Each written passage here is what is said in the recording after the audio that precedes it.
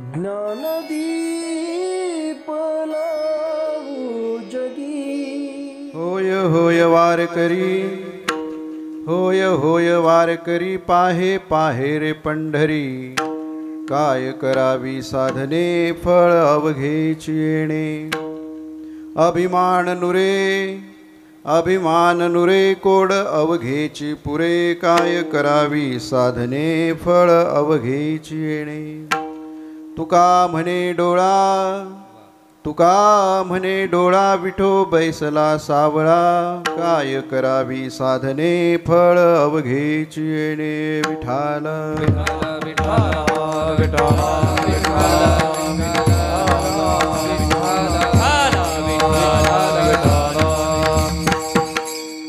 समचरण सरोजं सान्द्र नीलाम्बुदाभं, जगन्निहितपाणिं मण्डनं मण्डनानां, तरुणतुलसीमाला कन्धरं कञ्जनेत्रं, सदयधवलहासं विठ्ठलं चिन्तयामि। पांडुरंगा करू प्रथम नमन, दुसरे चरणा संतांचिया, त्यांच्या कृपादाने कथेचा विसारो, बाबाजी सद्गुरु दास तुका। पांडुरंगा करू प्रथम नमन, दुसरे चरणा संतांचिया, त्यांच्या कृपादाने कथेचा विसारो, बाबाजी सद्गुरु दास तुका।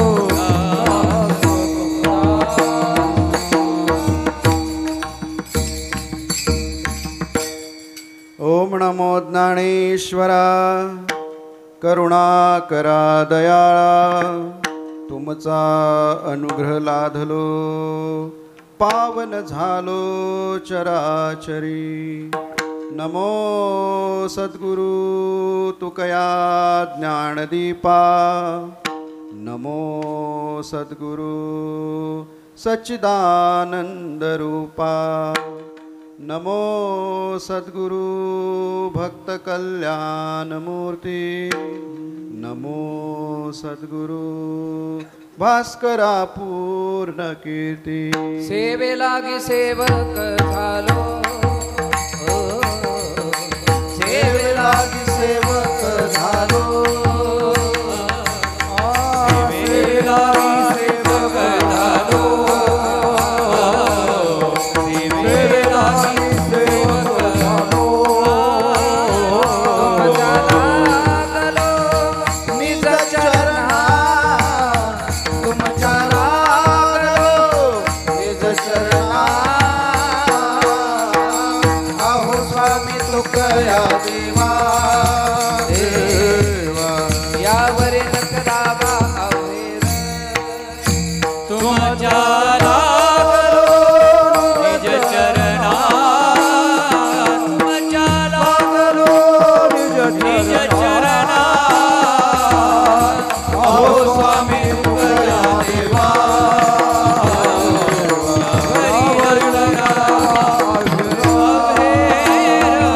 सेवे लागी सेवक झालो, तुमच्या लागलो निज चरणा, आहो आहो स्वामी तुकया देवा हो, यावरी न करावा अफेर, सेवेला मी सेवक झालो, तुमच्या लागलो निज चरणा, अहो स्वामी तुकया देवा यावरी न करावा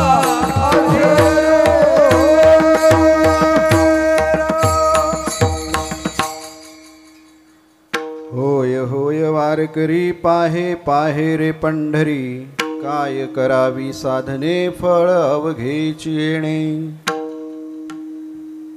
जगद्गुरु तुकोबारायांचा आजचा जो अभंग आहे, आपले मोबाईल बंद आणि माझ्या पुढे बोलू नका।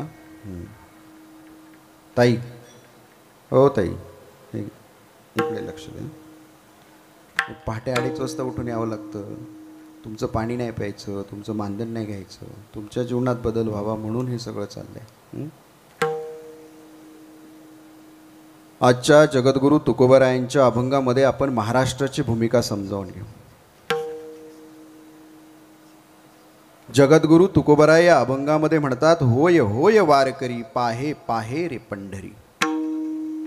आपण सगळे वारकरी होऊ आणि वारकरी व्हावं म्हणून जगद्गुरूंचा आग्रह आहे. निग्रहाण ते सांगतायत, होय होय वारकरी. बेस थोडा कमी करा. पाहे पाहे रे पंढरी. पंढरी पाहायचं, वारकरी होऊन पंढरी पहा. काय करावी साधने फळ अवघेची येणे. इतर साधनांची काही गरज नाही. तुम्ही जे काही साधनं जीवनामध्ये करत असाल ती सगळी एका बाजूला. वारकरी झाल्यानंतर तुम्हाला ते फळ मिळेल. अवघेची हा शब्द तिथे वापरलाय. फळ अवघेची येणे. अभिमान नुरे कोड अवघेची पुरे. साधना केल्यानंतर अभिमान वाढतो असं म्हणतात. अभिमान नुरे म्हणजे तो उरला पाहिजे की नाही. नुरे अभिमान संपला पाहिजे. अभिमान नुरे कोड अवघेची पुरे. काय करावी साधने फळ अवघेची येणे. हे सगळं झाल्यानंतर जो आत्मानुभव आहे जगद्गुरू तुकोबारायांचा ते शेवटच्या चरणामध्ये सांगतायत. तुका म्हणे डोळा विठो बैसला सावळा. या साधनांनी पंढरी पाहिल्यानंतर माझ्या जीवनामध्ये आत्मदृष्टीचा विकास झालेला आहे.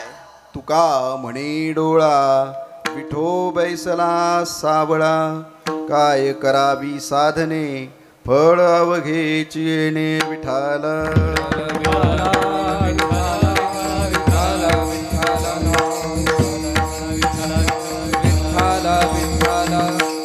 होय होय वारकरी पाहे पाहे रे पंढरी. काय करावी साधने फळ अवघेची येणे. आजचा जो काही कार्यक्रम आहे, बरेच जण वर्ष श्राद्धाच्या कार्यक्रमाला वेगवेगळे अभंग घेतात, खूप लोकांना रडवतात. तेच मृत्यू आणि तोच जन्म आणि जे गेले त्यांच्यासाठी. माझं थोडंसं वेगळं आहे. ज्यांच्या स्मृतींना वंदन करून ती लिगसी, ती परंपरा, तो धर्म, तो संप्रदाय, ते जीवन, तो उद्देश आमच्या जीवनामध्ये यावा. नेमकी आम्ही आमचं जीवन समजावून घ्यावं आणि त्या वाटेवर गेल्यानंतर जीवनाचं अंतिम ध्येय साध्य करावं. ही खरी आजच्या असणाऱ्या दादांना श्रद्धांजली असेल. म्हणून आजचा अभंग आहे, होय होय वारकरी पाहे पाहे रे पंढरी. आणि दादांच्या या कार्यक्रमासाठी खरं तर मी येतोय की नाही ही शंका होती मोठी. आज इथे नसतो तर मी ओतूरला असतो. परंतु आमच्या मीना काकींनी प्रचंड आग्रह धरला. इतका आग्रह की किमान 200-225 फोन झाले असतील. त्यातले मी 2च फोन उचलले. आणि मग अनेक ठिकाणांवरून मला फोन आले की तुम्हाला वाघोलीमध्ये अशा अशा ठिकाणी जायचं आहे. आणि काकी ज्यांच्यासाठी आग्रह करतायत ते व्यक्तिमत्व या भागामध्ये, वाघोली भागामध्ये अतिशय प्रसिद्ध, सामाजिक, राजकीय आणि आध्यात्मिक क्षेत्रामधलं नावाजलेलं व्यक्तिमत्व होतं. आणि म्हणून मी इथे जो दिसतोय तो काकींच्यामुळे आहे. काकींबरोबर आमच्या चंद्रभागातही आहेत सातव पाटील, त्यांचाही फोन येऊन गेला. आणि सुषमाताई प्रकाशजी आव्हाळे या तिघही संगीत विशारद आहेत. म्हणजे या 3 माझ्या भगिनींसाठी आपण टाळ्या वाजवल्या पाहिजेत. साधना आणि आजच्या कार्यक्रमाच्यासाठी व्यासपीठावर जे उपस्थित आहेत, ज्यांच्यामुळे माझं दोलायमन व्यासपीठ जागेवर थांबले असे, ज्यांच्या नावामध्ये रघुनाथ आहे, प्रभू श्रीरामचंद्रांच्या नावाचा जिथे भास होतो तो भास या व्यासपीठावर आपल्या सगळ्यांना एक आभास देऊन गेला. ती आभा देऊन गेला. आभा म्हणजे प्रेम, आभा म्हणजे तेज, आभा म्हणजे पवित्रता, निर्मलता, ज्या स्वरांनी आपण अनुभवली आणि ते स्वर माझ्या कानामध्ये गुंजत आहेत अजूनही. बराच वेळा आम्ही पांडुरंगाच्या मंदिरामध्येच जाऊन उभा राहिलो. असं वाटलं दगडूशेठ गणपती ट्रस्टने ज्यावेळी बाबा महाराजांच्या गादीवर मला बसवलं आणि त्या गादीवर मी चातुर्मासाची प्रवचनं केली, 2 तासाची संगीत प्रवचन. एका दिवशी गुरुजींचा फोन आला आणि मला तुम्हाला ऐकायला यायचं आणि माईन समवेत ते आले. मला खूप आनंद झाला. आणि परवाही गुरुजींचा फोन आला आणि लवकरच मला वाटतं जाहीरच करून टाकावं दादांच्या कार्यक्रमाच्या निमित्तानं. गुरुजींची अशी इच्छा आहे की आपण दोघे मिळून एक कार्यक्रम या महाराष्ट्राला देऊ. गुरुजींच्या चाली मला प्रवीण महाराज नेहमी सांगत असतात. प्रवीण महाराज हे आदर्श गुरु गरड गुरुजींचे विद्यार्थी. त्यांच्याप्रती त्यांचा अंतकरणातला भाव अतिशय पवित्र आहे. प्रवीण महाराजांनी मला सांगितलं, खंडाळकर गुरुजी म्हणजे वारकरी संप्रदायातलं एक शेवटचं टोक आहे, त्याच्या पुढे अजून कुणी गेलेलं नाही. म्हणून गुरुजींसाठी आपण या ठिकाणी खरं तर टाळ्या वाजवल्या पाहिजेत. आज वाघोलीकरांना मीना काकींमुळे त्यांचं दर्शन झालं, स्वर त्यांचे आपल्याला ऐकायला मिळाले. तर लवकरच गुरुजी आणि मी दोघे मिळून एक महाराष्ट्राला उत्तम असा वारकरी संप्रदायाची मुहूर्तमेढ होणारा एक कार्यक्रम लवकरच घेऊन आणि तो पुण्यामध्ये होईल याची तुम्हाला मी ग्वाही देतो. आदरणीय गरड गुरुजी ज्यांच्या नावामध्ये राधा पण आहे आणि कृष्ण पण आहे, असं एक मिलन आहे त्यांच्या नावामध्ये. असे राधा कृष्ण. बाटली नका आता, पाणी नको देऊ आता, पाणी नको, काही नको, तू येऊच नको व्यासपीठावर. राधा कृष्ण असा ज्यांच्या नावामध्ये संयोग आहे ते गरड गुरुजींच्या या ठिकाणी आपण स्वर ऐकले. अनेक कार्यक्रमांमध्ये गुरुजी असतात त्यावेळी मला खूप समाधान वाटतं. आळंदीमध्ये निर्मळ अंतकरणाने वारकरी संप्रदायाची साधना करणारी जी अंतकरणं आहेत त्याच्यामध्ये गरड गुरुजींचा प्रथम क्रमांक येतो. असे गुरुजी या ठिकाणी आहेत. या कार्यक्रमाच्या निमित्तानं अयोध्येला माझं कीर्तन झालं त्यावेळी प्रभू रामाच्या गर्भगृहामध्ये आम्ही 4 तास सारे होतो. त्यातले 4 महाराज आज इथे उपस्थित आहेत. त्यातलं ज्यांच्या मृदुंगामुळे एक इंटरनॅशनल तबलावादक वेडा झाला आणि दुसऱ्या दिवशी एअरपोर्टवर आम्हाला भेटायला आला 19 फेब्रुवारी शिवजयंतीच्या दिवशी. तुम्हाला बाबूजी ऐसा मृदुंग हमने आज तक सुना नहीं, मुझे उनसे मिलना है, असे गंभीर महाराज अवचार या ठिकाणी उपस्थित आहेत. त्याच तोडीचे किंबहुना तेवढेच महत्त्वाचे ज्यांच्या मृदुंगामधनं अतिशय उत्कृष्ट असा ताल आपल्याला ऐकायला येतो ते आदरणीय आबासाहेब गव्हाणे हे मृदुंगमणी. त्यांच्यासाठी आपण टाळ्या वाजवल्या पाहिजेत. ज्यांच्या स्वरानं रामलल्लाचा गर्भगृह वारकरी संप्रदायाच्या स्वरांनी मोहित झाला. विष्णूजी की रसोईवाले विष्णू आमचे नागपूरचे ते तिथे होते. विष्णू मनोहर वेडे झाले, रडायला लागले. ते जे स्वर जिथे रामलल्लाच्या गर्भगृहामध्ये महाराष्ट्राचा आवाज म्हणून निनादले ते माझ्यावर बंधुतुल्य प्रेम करणारे ज्यांच्याकडनं थोडं थोडं मी शिकतोय असे प्रवीण महाराज सोळंके, त्यांच्यासाठी आपण टाळ्या वाजवल्या पाहिजे. रामलल्लाच्या गर्भगृहामध्ये ज्यांनी पंचपदी घेतली जशी आज गुरुजींनी घेतली, पंचपदी रामलल्ला समोर उभे राहून घेणं अयोध्येच्या मंदिरामध्ये, तो जो 20 मिनिटाचा काळ होता अनेक दिग्गज ऐकायला होते. पंचपदी ज्यांनी घेतली ते आदरणीय वारकरी संप्रदायामध्ये सात्विक आचरण कसं असावं आणि साधनायुक्त जीवन कसं जगावं ज्यांच्याकडून पाहून मी शिकतोय ते आदरणीय श्रीकांत महाराज दुरापे या ठिकाणी उपस्थित आहेत. ही सगळी मंडळी आदरणीय आपले गुरुजींच्या संस्थेचे विद्यार्थी, आमचे सगळे गायक वादक, तुम्ही उपस्थित सर्वजण. आता इतकं सुंदर अभंगाची चाल आपण ऐकली, आता तितकंच सुंदर कीर्तन सुरू करतोय. संपेल कधी सांगता येत नाही. विठाला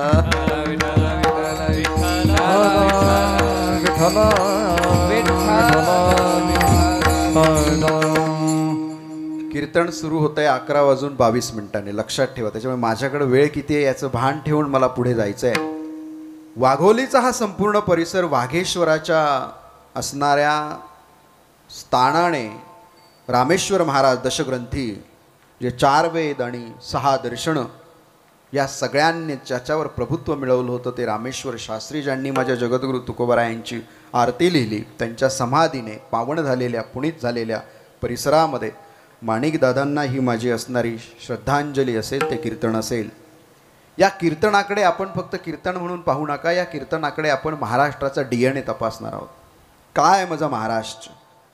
मी नेहमी सांगतो हा महाराष्ट्र म्हणजे ज्ञानोबा तुकोबा विठोबा शिवबांचा महाराष्ट्र आहे. महाराष्ट्राचा प्राण ज्ञानोबा आहेत, महाराष्ट्राचा श्वास तुकोबा आहेत, महाराष्ट्राचं ध्येय विठोबा आहे आणि महाराष्ट्राचं साध्य शिवबा आहे. हे ज्ञानोबा तुकोबा विठोबा शिवबा आमच्या वाट्याला आले त्याचं कारण आहे की हा वारकरी संप्रदायाचा DNA तुमच्या आमच्या घरामध्ये आहे.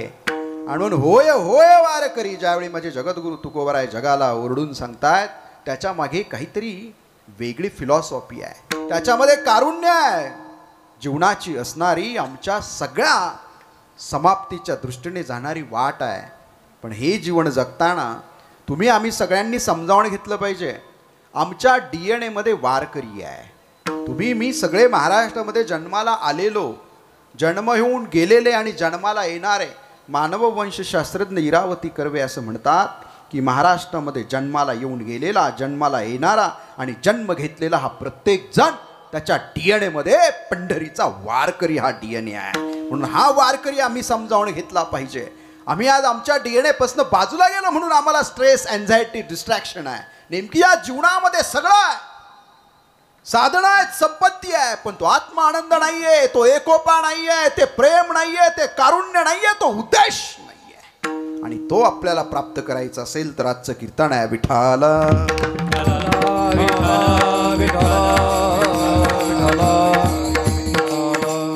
आणि तुमच्या पुढे कीर्तन करणारा कार्तिक एकादशीला जन्माला आलेला ना 8व्या महिन्यामध्ये पंढरीचा वारी केलेला आईच्या झोळीमध्ये तो कीर्तनकार आहे. त्याच्यामुळे ही भूमिका ठसावून सांगणार आहे तुम्हाला. होय होय वारकरी. वारी म्हणजे नेमकी काय? वारकरी कुणाला म्हणावं? कधीतरी पांडुरंगाच्या दर्शनाला जातो त्याला वारकरी म्हणावं का? वारी एकतर 4 प्रकारची आहे. काही माणसं 4ही वाऱ्या करतायत. एक माघी आहे, एक चैत्रची, आषाढी आणि कार्तिकी आहे. ज्यांना 4 जमत नाहीत त्या 2 करतायत, कार्तिकी आषाढी. ज्यांना कार्तिकी जमत नाही त्या आषाढी वारी करतात. आता ही वारी जी आहे कधीपासूनची आहे? बरेच जण असं म्हणतायत की तुकोबारायांच्या 8वे पूर्वज विश्वंभर बाबांपासून वारी आहे सापचूक. तुझ्या वाडवडिले निर्धारिली. कधी त्यांच्या आईने त्यांना सांगितलं तुझ्या वाडवडिलांपासून आलेली वारी आहे, माहित नाही कधी आहे. बरेच जण म्हणतात की ज्ञानदेवांपासून वारी सुरू झाली, ज्ञानदेवांच्या नंतर वारी सुरू झाली, असा काहींचा इंटरप्रिटेशन आहे. ज्ञानदेवांच्या पूर्वी पण वारी होती. विठ्ठलपंत पांडुरंगाची वारी करणार होते. किंबहुना गोविंद पंतांच्या घरामध्ये काही कागदपत्र आढळून येत आहेत, देवगिरीच्या किल्ल्यामध्ये ती सापडतायत की ज्ञानदेवांच्या कुळामध्ये वारी होती. म्हणजे 13व्या शतकाच्या अगोदरपासून वारी होती. मग नेमकी वारी होती कधी? तर बऱ्याच वेळा आम्हाला असं सांगितलं जातं की यांनी वारी सुरू केली, त्यांनी वारी सुरू केली. ज्ञानदेव म्हणतात मी तर या परंपरेचा फक्त पाईक आहे. तुकोबाराय तर म्हणतात आम्ही वैकुंठवासी आलो याची कारणासी. आम्ही कशासाठी आलोय? यद्यदाचरति श्रेष्ठस्य तत्तदेवोत्तर जनाः से प्रमाणम कुरुते लोकस्तदनुवर्तते. एत वडील जे जे करीती तया नाम धर्म ठेविती तेची रानुष्ठिती सामान्य सकळ. ही वारी जी आहे ती वारी आपल्याला समजावून घ्यावी लागेल. वारी आहे ना, एक दिंडी आहे ना, एक पालखी आहे, बरं का. बरेच जण पालखीला वारी म्हणतात, बरेच जण दिंडीला वारी म्हणतात, बरेच जण वारीला वारी म्हणतात. वारीला न जाणाऱ्यांना काही कळत नाही. पहिली पालखी कधी सुरू झाली? ज्याने आपल्या वडिलांचा चेहराही पाहिला नाही. ज्यावेळी तुकोबाराय म्हणत होते आवलीला आवली चल माझ्या बरोबर वैकुंठाला जायचे आपल्याला, पांडुरंग न्यायला आलाय, त्यावेळी ते म्हणते माझी म्हैस आहे तिला सांभाळायचंय. आणि तुम्ही काय कुठे जाणार, तुम्ही कुठे जाणार आहे, हे तुम्हाला दिसत नाही का मी गर्भवती आहे? तिला खरं वाटलं नाही. आणि ज्यावेळी तुकोबा गेले त्यावेळी त्यांचा सुपुत्र हा गर्भामध्ये होता. ज्यावेळी तुकोबा वैकुंठाला गेले त्यावेळी त्यांचा मुलगा आपल्या आईच्या गर्भामध्ये, तुकोबारायांच्या पत्नीच्या गर्भामध्ये होता. त्याचा जन्म झाल्यानंतर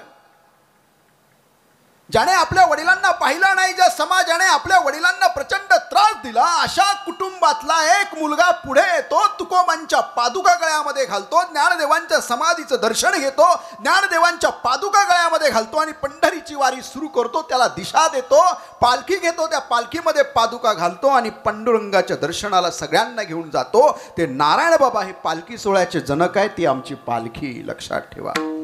दिंडी कधी झाली आमची सुरू? बरेच जण म्हणतात याने दिंडी सुरू केली. नाही, पहिली वारी संघटनेने जात नव्हती. जो तो आपल्या पद्धतीने जात होता. आत्ताचं सारखं स्वरूप नव्हतं. पहिली दिंडी कधी निघाली? ज्ञानदेवांनी पांडुरंगाच्या मंदिरात सांगितलं विठोबा माझं काम संपलं, आता मला समाधी घ्यायला परवानगी द्या. थरारलाय मंडप सगळा. त्यावेळी नामदेव महाराजांनी आपल्या सगळ्या सोबत्यांना पंढरपूरमध्ये बोलवलं आणि कार्तिकीच्या, तुम्हाला माहिती आहे संजीवन समाधी सोहळा, एकादश, द्वादश आणि त्रयोदश.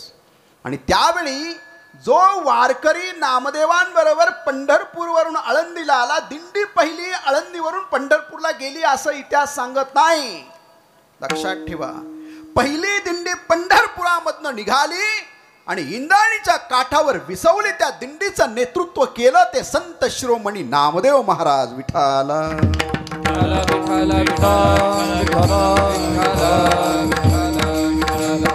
हा प्रेम भंडारी विठोबाचा जे नामदेव महाराज आहेत हे वारकरी आहेत. आणि यांनी पहिली दिंडी केली, नारायण महाराजांनी पालखी केली, त्याच्या अगोदर सगळे होते ते वारकरी होते. म्हणून ही वारकरी धर्म आमच्या लक्षात घेतला जाईल त्या दिवशी हा महाराष्ट्र आमच्या लक्षात येईल. महाराष्ट्रामध्ये आध्यात्मिक लोकशाहीचं व्यासपीठ उभं केलं ती वारकऱ्यांनी केलं. चंद्रभागेच्या वाळवंटावर चोखोबा, बंकोबा, सावतोबा, जनाबाई, कान्होपात्रा हे सगळे वेगवेगळ्या समाजाचे. उंबरट्यासी कैसे शिव आम्ही जातीहीन, रूप तुझे कैसे पाहू त्यात मी दीन. विठोबा तुझं रूप पण आम्हाला पाहता येत नाही रे. या सगळ्यांना एकत्र करून ज्ञानाने नामाला सांगितलं. लक्षात ठेवा ही फिलॉसॉफी कशी आहे. ज्ञानाने नामाला सांगितलं, नामा आता देवाचं नाव चंद्रभागेच्या काठावर यावं. नामाने नाम चंद्रभागेच्या काठावर आणलं आणि सगळ्यांनी पुंडलिक देवचा जयघोष करून पहिलं कीर्तन जिथे रंगलं ती चंद्रभागेचं वाळवंट थरारलं. आणि त्या चंद्रभागेच्या वाळवंटामध्ये आध्यात्मिक लोकशाही उभी राहिली ती 13व्या शतकामध्ये. हे लक्षात ठेवा.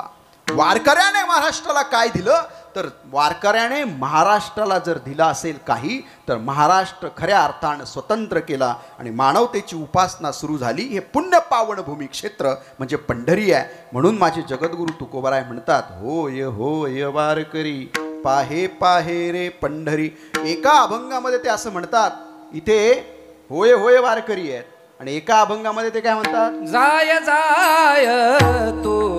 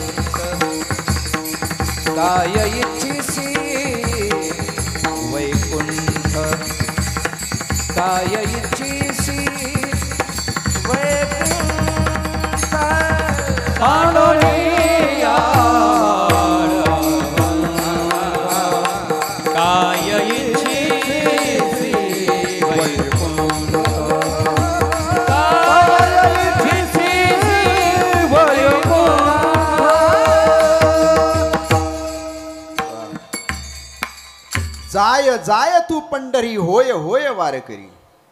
सांडोनिया वाळवंट काय इच्छेसी वैकुंठ. वाळवंट बाजूला टाकून तू वैकुंठाची इच्छा करतोयस. महाराष्ट्रातल्या प्रत्येक आई बहिणीला माझा सवाल आहे, तुमच्या जीवनामध्ये तुम्ही जन्माला काय आलात? भवसागरातनं तरुण जाण्यासाठी. सगळीकडे जाताय, पंढरीला गेलात. इथे जगद्गुरु तुकोबाराय त्याचं महिमा वर्णन करताना जाय जाय तू पंढरी होय होय वारकरी या अभंगाचं जे चरण आहे त्या चरणातला पहिल्या चरणातला पहिला भाग आहे पूर्वार्ध, तो इकडे उत्तरार्ध म्हणून वापरतायत आणि जायला सांगताय जाय जाय तू पंढरी होय होय वारकरी.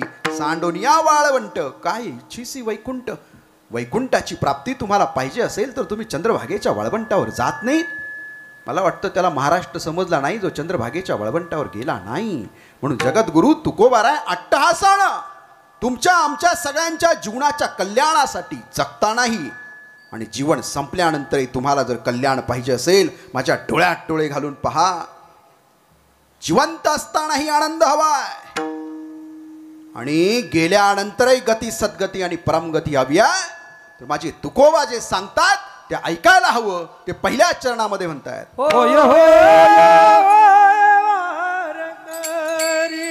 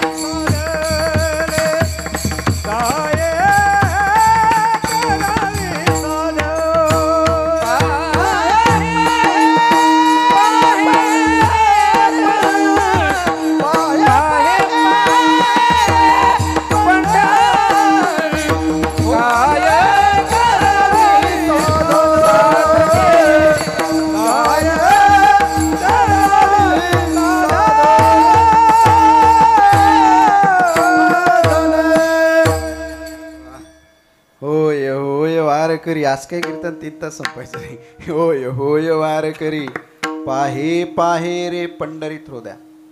लक्षात ठेवा इथे होय होय हा शब्द 2 वेळा. फार काही त्यांच्या अभंग गाथेमध्ये असा प्रकार करत नाहीत, जास्त करत नाहीत. त्यांचे काही अभंग आहेत एका अभंगात 2 वेळा तुका आलेला मी पाहिला नाही, पण काही अभंग असे आहेत ज्याच्यात एका अभंगात 2 वेळा तुका आलाय. लक्षात ठेवा आपल्याला ते वारकरी होऊन पंढरी पाहायला सांगतायत. म्हणजे वारकरी न होता पंढरपूरला फिरायला जाणं म्हणजे नाही, वारकरीच्या वेशामध्ये जाऊन पंढरी पाहणं नाही, आतून बाहेरून वारकरी होणं नाही. ज्ञानयुक्त भक्ती करून आणि ज्ञानही झाल्यानंतर ते बाजूला ठेवून अंतकरणाने वारी करणारा, पांडुरंगाच्या चरणांपाशी आपलं सार जीवन समर्पित करणारा असा वारकरी तो जगद्गुरु तुकोबारायांना अपेक्षित आहे. म्हणजे आपण फक्त दिंडीला जातो हाऊस म्हणून. बरेच जण आता वेट लॉससाठी पण पालखीमध्ये येतात, वेट लॉस झाला पाहिजे, काही स्ट्रेस मॅनेजमेंटसाठी येतात. आमची IT दिंडी आहे, बरेच जण. आता मी कॉर्पोरेटमध्ये नाही आहे पण जात असतो. त्यांना मी सांगितलं पंढरपूरपर्यंत दिंडी आली पाहिजे, त्यांनी सुरू केली. पहिली दिवे घाटापर्यंतच होती. खूप MD CEOज आणि लाखोंचे पॅकेज असलेले खूप आनंद घेतात आणि ते आल्यावर म्हणतात जीवनात असं मिळालं नाही जे वारीने दिलं. वारी ही लोकशिक्षणाची चळवळ आहे. लक्षात ठेवा वारी ही जीवन उन्मन्न करणारी चळवळ आहे. मन मारूनही उन्मन्न करा. नेमकी मन मारून उन्मन्य अवस्थेला न्यायचं असेल तर वारी आहे. वारी म्हणजे तणावमुक्त जीवन, वारी म्हणजे आनंद चितघन पांडुरंगाचं दर्शन म्हणजे वारी आहे. ही वारी आपल्या लक्षात घेता आली पाहिजे, त्या पद्धतीनं ते केली पाहिजे. म्हणून वारकरी होणं म्हणजे नेमकी काय हे मी सांगायला गेलो तर 1 तासाचं कीर्तन अजून वाढेल. म्हणून मी प्रस्तावना पण कमी करून पटकन चरणाकडे आलो. होय होय वारकरी पाहे पाहे रे पंढरी. मी आता तुम्हाला पंढरपुरामध्ये घेऊन जातोय. काय पंढरपूर म्हणजे? जगद्गुरु तुकोबाराय पंढरपुराहून निघताना काय अभंग रस्तायत. पावलो पंढरी वैकुंठ भुवन धन्य आजितीन सोनियाचा. अरे काय आहे जगद्गुरु तुकोबाराय श्रीमंत संत जगाचे, पण पंढरपूरला गेल्यानंतर पावलो म्हणतात, वैकुंठ भुवन पाहिलं आणि माझ्या जीवनामध्ये सोन्याचा दिवस आला. जर जगद्गुरु तुकाराम महाराज की जय म्हणत असो आम्ही, तर तुकोबारायांची ही फिलॉसॉफी आणि आत्मानुभूती आम्ही स्वीकारणं गरजेचं आहे. विठाला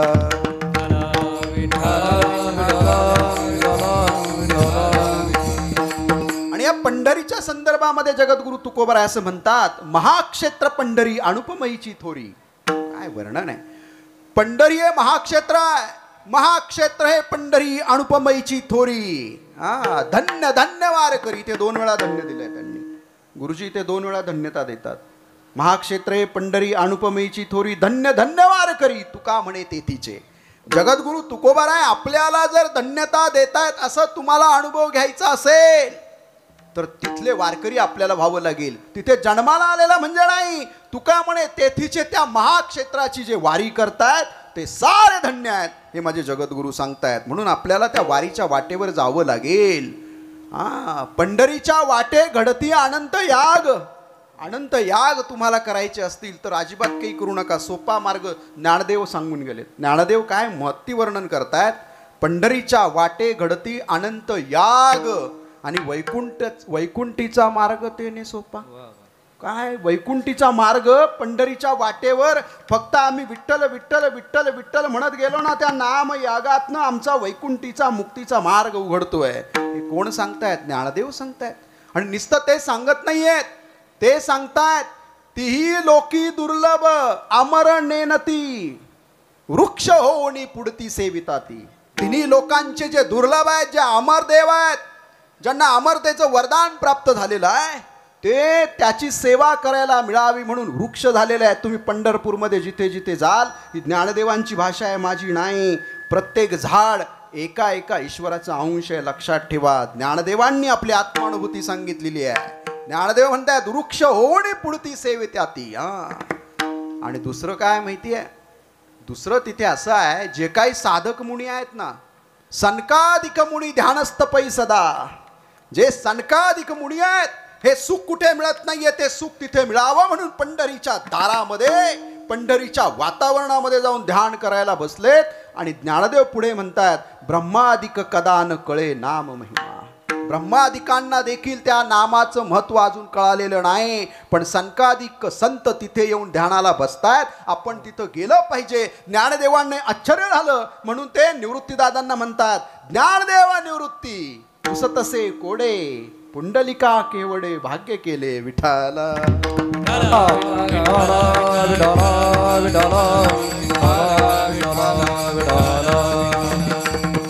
हे भाग्य आहे ना पंढरीचं, पुंडलिकामुळे निर्माण झालं. हे निवृत्तीदादांना कोडं विचारतायत. या सगळ्या आम्ही जीवनामध्ये ज्या ज्या काही गोष्टी करतो ना, या सगळ्या गोष्टी आम्हाला पंढरपुरामध्ये गेल्यानंतर प्राप्त होतात. म्हणून ही पंढरी कशी आहे? तर पंढरी म्हणजे ज्यावेळी तुम्ही दर्शन करून निघताना त्याचं वर्णन सुंदर करतायत तुकाराम महाराज. कन्या सासुऱ्याशी जाय मागे परतून पाहे तैसे झाले माझ्या जीवा कधी भेटसी केशवा. काय वर्णन आहे! त्या पंढरीमध्ये असणारा देव पण तितकाच महान आहे. म्हणून नाथबाबा पण म्हणतायत, नाथबाबा काय म्हणतायत का, होईन वारकरी करीन वारी पंढरीची. म्हणजे निस्ता मी वारकरी होणार नाही, वारकरी झालो म्हणजे काम संपलं नाही. करीन वारी पंढरीची, मी वारकरी तर होणारच आहे, पण मला पंढरीची पण वारी करावी लागेल, हे नाथबाबा सांगतायत. म्हणजे नाथबाबांवर तरी आमचा विश्वास हवाय. आणि नामदेव महाराज म्हणतायत ही पंढरी म्हणजे काय आहे, ही कधी आहे? अरे जेव्हा वैकुंठ नव्हतं तेव्हाची पंढरी आहे. आधी रचिली पंढरी, आधी रचिली पंढरी, आधी रचिली पंढरी, आधी रचिली पंढरी. मग वैकुंठ नगरी, मग वैकुंठ नगरी. जेव्हा नभते जरा कर राम, जेव्हा नभते जरा कर मग वैकुंठ नगरी, मग वैकुंठ नगरी. जेव्हा नवते चराचर, जेव्हा नवते चराचर. आधी रचिली पंढरी, मग वैकुंठ नगरी, मग वैकुंठ नगरी. आधी रचिली पंढरी, मग वैकुंठ नगरी, मग वैकुंठ नगरी.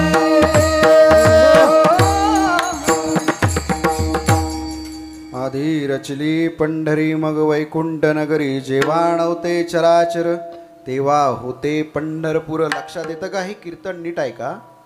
म्हणजे तुम्ही खूप ठिकाणी फिरायला जाता ना, पंढरपूरला कधी जात नाहीत. आणि ही कोण सांगते माहिती आहे? प्रेम भंडारी आहेत पांडुरंगाची.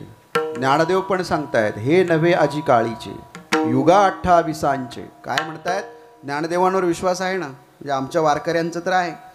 ज्ञानदेव आजही आहेत. गुरुजी ज्ञानदेव म्हणतायत हे नव्हे आजी काळीचे युगा 28 मज निर्धारिता साचे हा मृत्यू लोकूच नव्हे. ज्ञानदेव म्हणतायत अरे हा मृत्यू लोक नाहीये, माझ्या मनाची मी तुम्हाला साक्ष देऊन सांगतोय. हे आत्ताचं नाहीये, युग 28 आहे. तुम्ही म्हणताय ज्ञानदेवांच्या पासून वारी चालू झाली. आमची जी युग आहेत, आमचं जी 4 युग आहेत, ती 4 युग गुणिले एक कल्प केला तर 7 कल्प आम्हाला मागे जावं लागतं. द्वापार त्रेता आम्हाला रामाने आणि कृष्णाने समजावून सांगितलं. सतयुग आहे, आमचं कलियुग आहे. अशी युग आहे ना ज्यावेळी एकदा पूर्ण होतात. आता कलियुग आहे, कल्कीचा अवतार मी सांगणार नाही. कलियुग ज्यावेळी फिरेल त्यावेळी पुन्हा सतयुग सुरू होईल. अशी 7 वेळा फिरली ना एक कल्प, त्यावेळी तिथून पुढून आम्ही पंढरपूरची गणना करायला सुरुवात करायला हवी. मागे जावं लागेल आम्हाला. किती मागे जावं लागेल? हे नवे आजी काळीचे युगा 28 28 युगा तो पांडुरंग तिथे उभा आहे. हे माझे ज्ञानदेव सांगतायत, माझे नामदेव सांगतायत. जेव्हा वैकुंठ नव्हतं तेव्हा पंढरी होती. आणि माझे तुकोबा सांगतायत आमुची मिरासी पंढरी. आमुचे घर भीमा तिरी, आमची मिरासी पंढरी आहे आणि आमचं घर भीमेच्या तीरावर आहे. मग तुमची घरं कुठे आहेत? शोधावं लागेल. तुम्ही इथे जन्माला आलात, निघून गेलात म्हणजे काय नाही. तुम्ही महाराष्ट्रात जन्माला आलात याचा अर्थ वारंवार तुम्ही इथे जन्माला येता, याचा अर्थ तुम्ही पांडुरंगाचे वारकरी होता. माझी मिरासी ठाव तुझे पाया पासी, त्याचा धरिला अभिमान, करिला तुले जतन. ही माझी मिरासी ठाव तुझे पाया पासी, त्याचा धरिला अभिमान,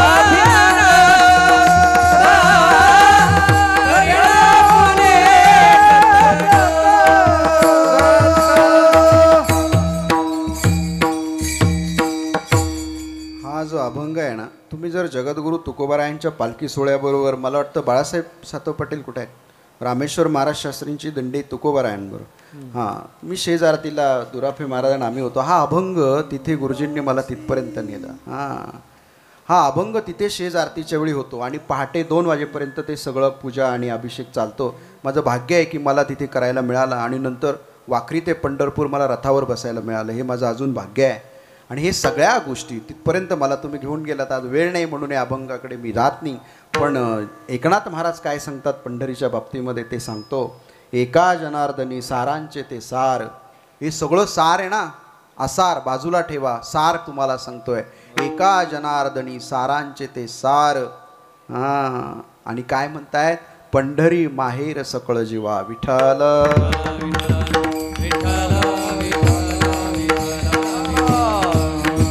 हे पंढरी माहेर आहे आपल्या जीवाचं. तुमच्या जीवाला वेदना यातना आहेत, त्रास आहे.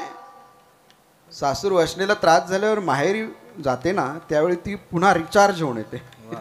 आपल्याला जर त्रास होत असेल ना तर आपल्याला रिचार्ज करावं लागेल. आपलं बॅटरी गेल्यानंतर आपण रिचार्ज करतो ना, टॅब लॅप सगळं माहिती आहे तुम्हाला. तसा तुम्ही इतके डिस्चार्ज झालात. तुमचं रिचार्ज सेंटर कोणतं आहे माहिती आहे? पंढरीचा पांडुरंग.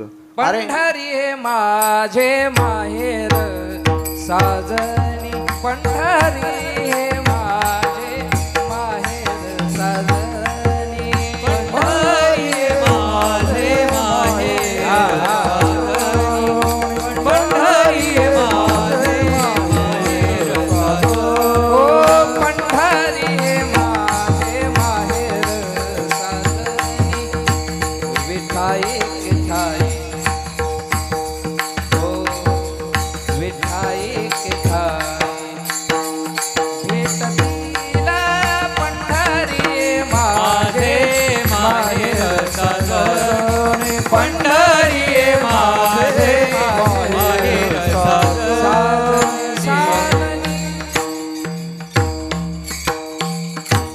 पंढरी हे माझं माहेर आहे. लक्षात ठेवा, तुम्हाला ज्या दिवशी प्रचिती येईल ना त्या दिवशी सगळं संपून जाईल. खरा आनंद सुरू होईल. तेव्हा सागरी गंगा जैसी आत्मा मिनले बुद्धी तैसी अद्वैनांदाची अपैसी खाणी उघडे.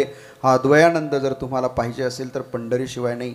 तुम्ही मथुरेला गेलात ना, वृंदावनामध्ये गेला, इकडे गेला तर त्याचे पाय असे आहेत. इथे कसे आहेत? समचरण आहे. तो वाट पाहतोय भेटीची आवडी. तो पंढरीचा राजा उभा भक्त काजा, पंढरीचा राजा उभा भक्त काजा.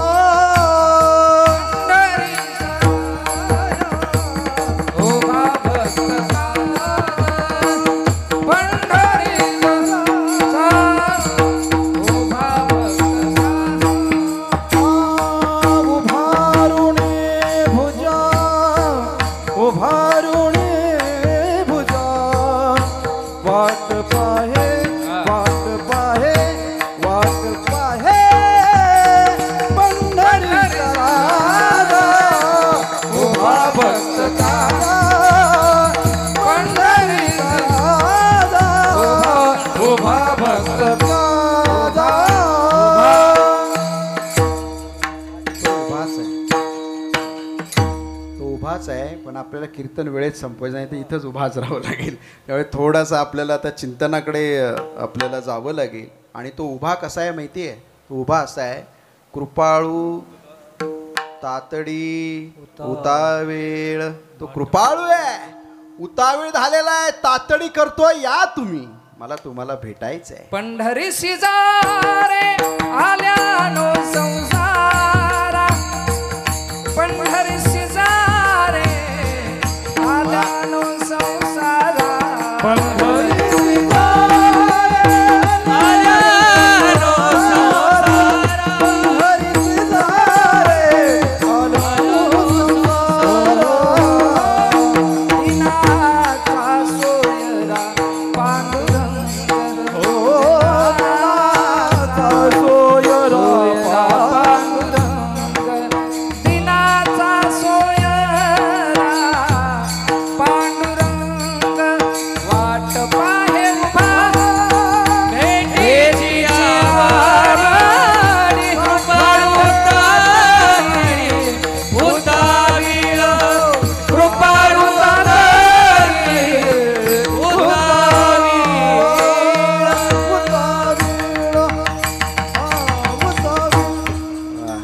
वाट पाहे उभा भेटीची आवडी.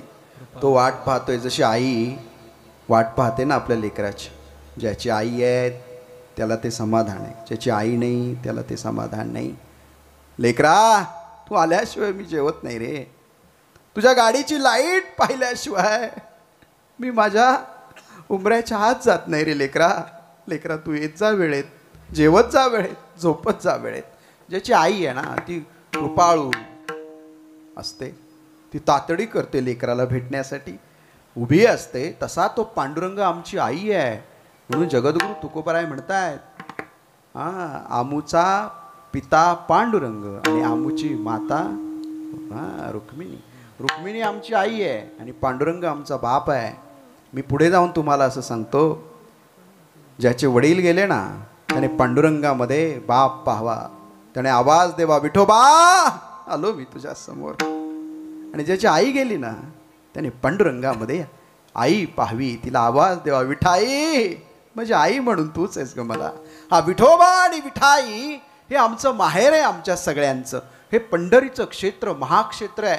आणि हे महाक्षेत्रामध्ये माझे जगद्गुरु तुकोबाराय म्हणतायत, पाहे पाहे रे पंढरी. तुम्हाला ही पंढरी पाहावी लागेल. पण या पंढरीमध्ये पाहायचं म्हणजे नेमकी काय क्षेत्र आम्हाला कळालं. असे सुदर्शनावरी अविनाशी ती पंढरी. अविनाशी पंढरी आहे. नासे भूमंडळ परी उरे पंढरी मंडळ. हे सगळं उद्या जगामध्ये ग्लोबल वॉर्मिंगने काही गोंधळ केला, माझा संतांवर विश्वास आहे. जे संत सांगतात माझ्यासाठी ते फायनल आहे. तुम्ही दगडूशेठ गणपती बाप्पाच्या जर फेसबुक पेजवर गेलात तर त्याच्यामध्ये मी ज्ञानोबा तुकोबांचं विज्ञान याच्यावर 2 तासाचं एक लेक्चर आहे, ते पहा. संत सगळ्या बाजूने आम्हाला समजावून सांगतात, उद्या हे जग जरी नाहीसं झालं तरी उरे पंढरी मंडळ. हे भूमंडळ गेल्यानंतर याचं कारण असं आहे, सायन्सने सिद्ध केलं आहे, काही इंच वर अशी सुदर्शनासारखी पंढरीचं क्षेत्र आहे. आता ते सांगायला मला खूप डीपमध्ये वेळ नाही, पण लक्षात ठेवा हे संतांनी आम्हाला सगळ्यांना सांगितलंय. पण या पंढरीमध्ये उभा कोण आहे? पांडुरंग आहे. पांडुरंग कसा आहे? कृपा सिंधू आहे, दीनबंधू आहे. आणि तो काय करतो? तोडी यमपाश. विठ्ठल दिनाचा नाथ, तो दिनाचा नाथ आहे. विठ्ठल कोण आहे? विठ्ठल माझा सखा आहे. विठ्ठल कोण आहे? तुकाराम महाराज एका ठिकाणी खूप सुंदर वर्णन करत आहेत. तू माझी सावली, तू माझी माऊली, वाट पाहतो काय? तू माझी माऊली, तू माझी सावली, पाहतो वाटुली पांडुरंगा. काय सुंदर वर्णन आहे. पांडुरंगा कोण आहेस तू? तू सगळं आहे. माझा जीव की प्राण तू आहेस. तुझ्या पायावर मी सारं जीवन वाहिलेलं आहे. आणि असंच वर्णन ज्ञानदेव पण खूप सुंदर पद्धतीने करतायत. ज्ञानदेव एका अभंगामध्ये सांगतायत, आका निकळे चिकणा मातू, कोरुळे मरुळा धनिगे देना. कानडी अभंग आहे. कुणाचा? ज्ञानदेवांचा. एक लहान भाऊ आपल्या बहिणीशी बोलतोय, अक्का ऐक ना, अक्का अक्का निकळे चिकणा मातू, अक्का माझी एवढी छोटीशी गोष्ट ऐक ना. निकळे चिकणा, निकळे छोटी, चिकणा गोष्ट, मातू माझी, आका निकळे चिकणा मातू, कोरुळे मरुळा धनिगे देना. कोरुळे म्हणजे बासुरी, मरुळा म्हणजे मनाला मोहित केलंय, धनी म्हणजे ध्वनीने. अरे अक्का ऐक ना, तो आहे ना तो, त्यानं काय केलंय? चलू आने पंढरी राया चलू आने, यल्ले दोरकन्ने यल्ले बारांने. म्हणजे काय? चलू आणे म्हणजे खूप सुंदर, अति सुंदर. पंढरी राया म्हणजे पांडुरंग अतिशय सुंदर आहे. मग काय करू? यल्ले दोरकन्ने यल्ले बारण्ये म्हणजे तो कुठे भेटत नाही. दोरकन्ने यल्ले बारण्ये, तो कुठे येत नाही. मग काय करावं लागेल? पुंडलिकने भक्ती गे बंदा. पुंडलिकाची भक्ती पाहून बाप रखुमा देवी वरू विठ्ठलुने. तो बाप रखुमा जो माझा बाप आहे, रखुमाईचा जो पती आहे, तो विठ्ठल पंढरपूरमध्ये थांबलेला आहे. तो कसा आहे? चलू आणे पंढरी राया चलू आणे, यल्ले दोरकन्ने यल्ले बारण्ये. कुणी? ज्ञानदेवांनी वर्णन केलंय विठ्ठलाचं. ज्ञानदेवांचं वर्णन विठ्ठलाच्या प्रती पाहत असताना निवृत्तीनाथांनी पण वर्णन केलंय. ऐका ना विठ्ठलाचं वर्णन, कधी ऐकलं नसेल तर कान देऊन, कानाचे मन. नको ते वर्णन खूप ऐकतात टी व्हीवर जाऊन, पिक्चरमध्ये जाऊन, नाही का. हे वर्णन ऐका ना, जो तुमच्या आत बसलाय, फक्त तुम्हाला शोधायचा आहे. तो शोधला ना एकदा, पहा तुम्हाला हा सगळा जगाचा पसारा आहे ना, त्या पसाऱ्यामध्ये ते तत्व तुम्हाला सापडेल, जे आम्हाला सगळ्यांना सापडलं. म्हणून आम्ही आनंदाने तुमच्या पुढे उभा. ज्ञानदेव त्याचं वर्णन करताना म्हणतायत, नीट ऐका. सगुण निर्गुण दोन्ही विलक्षण ब्रह्म सनातन विठ्ठल हा. सगुण आणि निर्गुणाच्या पलीकडे असणारा तो ब्रह्म सनातन विठ्ठल आहे. पतित पावन मानस मोहन ब्रह्म सनातन विठ्ठल हा. पतितांना पावन करणारा, मनांना मोहून घेणारा तो हा विठ्ठल आहे. माझी आई आणि माझे वडील मी लहान असताना देहांताचं प्रायचित्त दिलं ज्या समाजाने, आणि जिथे माझ्यावर वर्षाव प्रेमाचा झाला तो पांडुरंग आहे, ज्याच्यामध्ये मी आई आणि माझा बाप पाहिला. तो कसा आहे? ध्येय ध्याता ध्यान चित्त निरंजन. ध्येय ध्याता आणि ध्यान याच्या पलीकडे कायमस्वरूपी असणारा तो निरंजन परमात्मा आहे ब्रह्म सनातन विठ्ठल हा. ज्ञानदेव म्हणे आनंद चितघण. तो कसा आहे? ज्ञानेश्वर महाराज म्हणताय तो आनंद चितघण आहे. आणि पुन्हा ब्रह्म सनातन विठ्ठल हा. विठ्ठल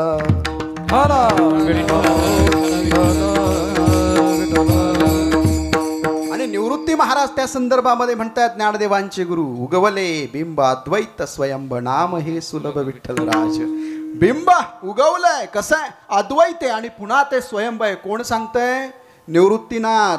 म्हणजे निवृत्तीनाथांबद्दल ज्ञानदेव सांगतात, आता उद्धरलो गुरुकृपे. ज्ञानदेव म्हणे तरलो मी तरलो ना कुणामुळे? ते निवृत्तीनाथांमुळे. कमी वयामध्ये ज्ञानेश्वरी अमृत अनुभव चांगदेव 65 हरिपाठ अभंग लिहिणारे ज्ञानदेव, ज्यांच्यामुळे उद्धार झाला, ते उद्धार करते विठ्ठलाबद्दल म्हणतात, उगवले बिंब अद्वैत स्वयंभ नाम हे सुलभ विठ्ठल राज. काय माझ्या संतांनी विठ्ठलाचं वर्णन जे केलं ना, ते मनापासून कधीतरी आपण पाहिलं पाहिजे. माझे तुकाराम महाराज म्हणतायत, विठोबासी शरण जावे, निज निष्ठा नाम गावे. माझे नामदेव महाराज म्हणतात, माता विठ्ठल, पिता विठ्ठल, बंधू विठ्ठल, गोत्र विठ्ठल, गुरु विठ्ठल, गुरुदेवता विठ्ठल, निधान विठ्ठल, निरंतर विठ्ठल. काय नामदेव महाराज वर्णन करतायत. आणि हे सगळं पांडुरंगाचं वर्णन केल्यानंतर आपल्या एक गोष्ट लक्षात घेतली पाहिजे.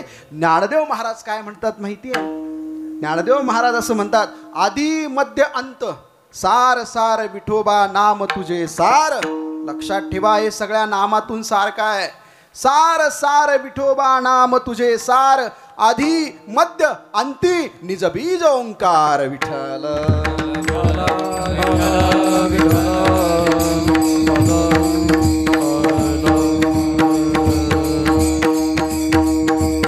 आणि म्हणून पंढरीमध्ये असणारा हा जो पांडुरंग आहे ना, हा पांडुरंग आपल्या सगळ्यांची वाट पाहतोय. त्या पांडुरंगाचं केलेलं वेगवेगळं वर्णन आहे. ते वर्णन आता सगळ्या संतांचं सांगायला गेलो तर फक्त विठ्ठल या नावावर एक कीर्तन होईल. विठ्ठल नावामध्ये ॲनाटॉमी सायन्स आहे, लक्षात ठेवा. शरीरशास्त्र, विठ्ठल शब्दाचा उच्चार विठ्ठल विठ्ठल विठ्ठल विठ्ठल विठ्ठल असा केल्यानंतर शरीरामध्ये काय बदल होत आहेत हे शास्त्रज्ञांनी सिद्ध केले. त्याच्यावर माझं एक वेगळं प्रवचन आहे. विठ्ठल नावाने विठ्ठलाचं नाव जप नामजप केल्यानंतर विठ्ठल विठ्ठल विठ्ठल विठ्ठल विठ्ठल विठ्ठल विठ्ठल विठ्ठल विठ्ठल विठ्ठल विठ्ठल विठ्ठल विठ्ठल विठ्ठल विठ्ठल विठ्ठल नामजप केल्यानंतर अंतकरणामध्ये काय भाव निर्माण होतात हा भावनिक मुद्दा. एका बाजूला भावना आहे, एका बाजूला शरीरशास्त्र आहे, एका बाजूला विज्ञान आहे आणि एका बाजूला अध्यात्म आहे. असा तो माझा विठ्ठल आहे. विठ्ठल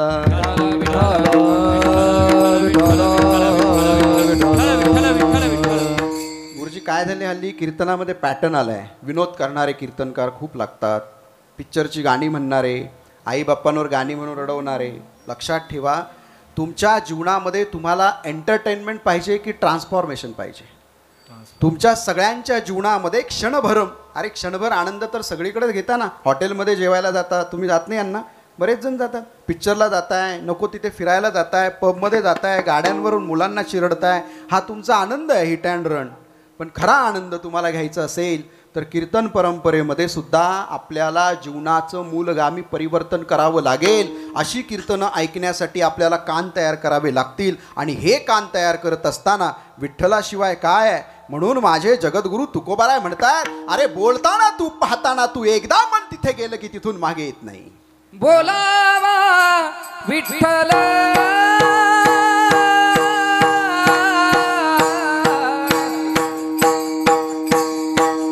पहावा विठ्ठल. मनापासून टाळी टाळी वाजवा, टाळी. बोलावा सगळ्यांनी ताट बसा. अरे माझे तुकोबाराय दुःखामध्ये असताना आतून आलेला आक्रंदन आहे. पहावा विठ्ठल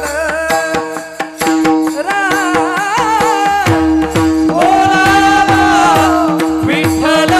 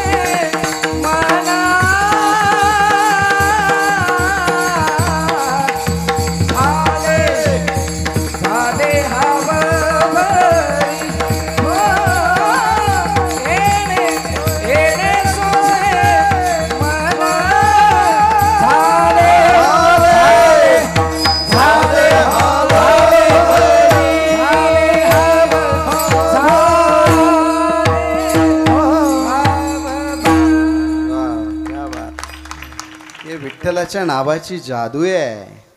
विठ्ठलाचं नाव जगद्गुरु तुकोबराय भंडारा भामचंद्र घोराडेश्वर देहू लोहगाव या भागामध्ये ज्यावेळी ज्यावेळी त्यांना वेदना झाल्या, यातना झाल्या, बोलावा विठ्ठल, पहावा विठ्ठल, करावा विठ्ठल जीव भाव, येणे सोसे मन झाले हावरी, परती माघारी घेत नाही. हे मन त्या विठ्ठलाच्या मंत्राने इतकं भरून गेले की ते पुन्हा मागे येत नाही. आमचं मन इकडून मागे येतं, तिकडून मागे येतं. आता पण इथे किती बसलेत ना.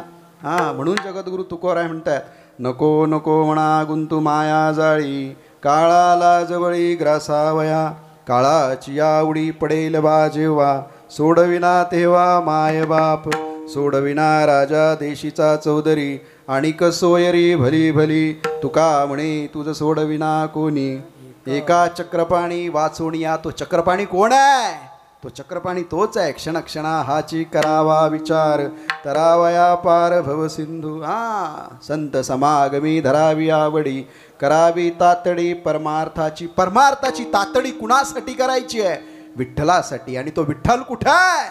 तो 28 गे उभा आहे. यल्ले दोर कन्ने यल्ले वारण्ये. तो कुठे येत नाही आणि त्याला भेटायला आपल्याला जावं लागेल. तो तिथेच भेटेल, तो दुसरा कुठे भेटणार नाही. म्हणून हा महाक्षेत्र पंढरी आहे. म्हणून जगद्गुरु तुकोबराय म्हणतात, होय होय वारकरी पाहे पाहे रे पंढरी. त्या पंढरीमध्ये अजून काय आहे? तीर्थ झालं. त्या पंढरीमध्ये एक तीर्थ आहे ना. कोणतं? त्याचं नाव आहे चंद्रभागा. जेव्हा नव्हती गोदा गंगा तेव्हा होती चंद्रभागा. जेव्हा गोदावरी आणि गंगा नव्हती तेव्हापासून चंद्रभागा होती. आता तुम्हाला वैष्णवांचा सिद्धांत सांगतो आणि पुराणांमध्ये वेदांमध्ये सांगितलेलं महात्म्य एकाच मिनिटामध्ये सांगतो. ते असं म्हणतात, जिथे नाम आहे, जिथे ज्ञान आहे, जिथे रूप आहे, तिथे धाम असतं. वैष्णव चतुष्ट पहा. जिथे नाम आहे विठ्ठलाचं नाव आहे, जिथे रूप आहे विठ्ठलाचं रूप आहे, जिथे ज्ञान आहे विठ्ठलाचं ज्ञान आहे. आणि म्हणून ते ईश्वराचं धाम आहे. विठ्ठल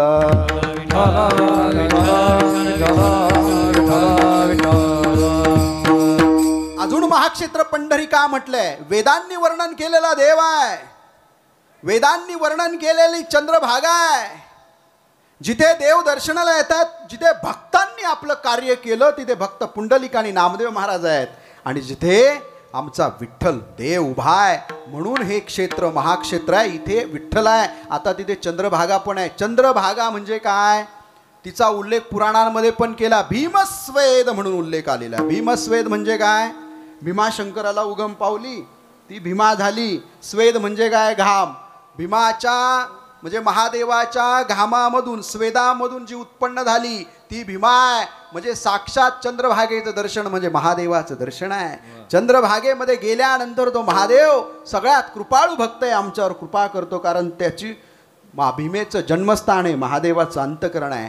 म्हणजे ही जी आहे वर्णन केलं. आणि चंद्रभागा का?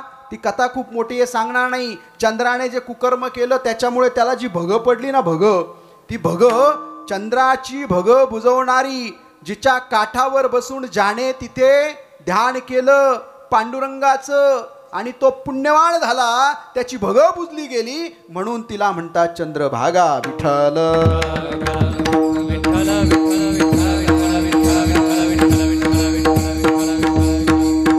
आणि ती कोण आहे? सकळ शिरोमणी चंद्रभागा. पंढरी क्षेत्र काय आहे? त्रिभुवनामध्ये उत्तम असणारं क्षेत्र. आणि तिथे सकळ शिरोमणी चंद्रभागा. ती चंद्रभागा तिथे सगळ्यात शिरोमणी आहे. आणि म्हणून त्रिभुवनीची तीर्थे झाली ती मलिन, व्हावया पावन आली येथे, असं नाम. ऐसी चंद्रभागा ऐसे भीमा तीर,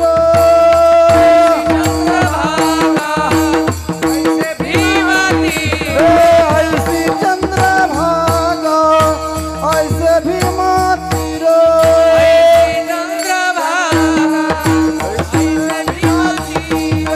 ऐसे विठेवर देव कोटे, ऐसा विठेवर देव कोठे, ऐसा विठेवर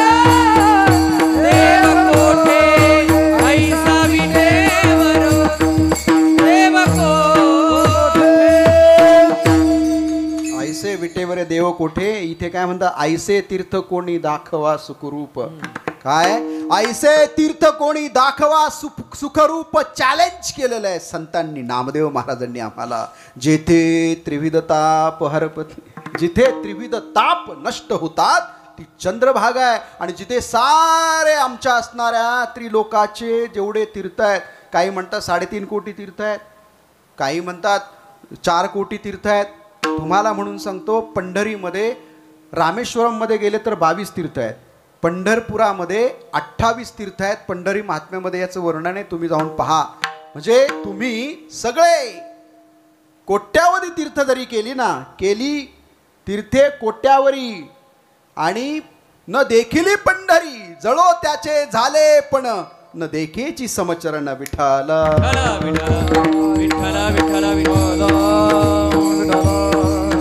कोट्यावरी तीर्थांचं पुण्य तुम्हाला मिळणार नाही, ते पुण्य तुम्हाला फक्त चंद्रभागेच्या दर्शनानं मिळतं. म्हणून चरणी विवाहे तीर्थे घडली एक वेळा चंद्रभागा डोळा देखलिया चंद्रभागा डोळा देखलिया अवघीच्या तीर्थे घडली एक वेळा चंद्रभागा डोळा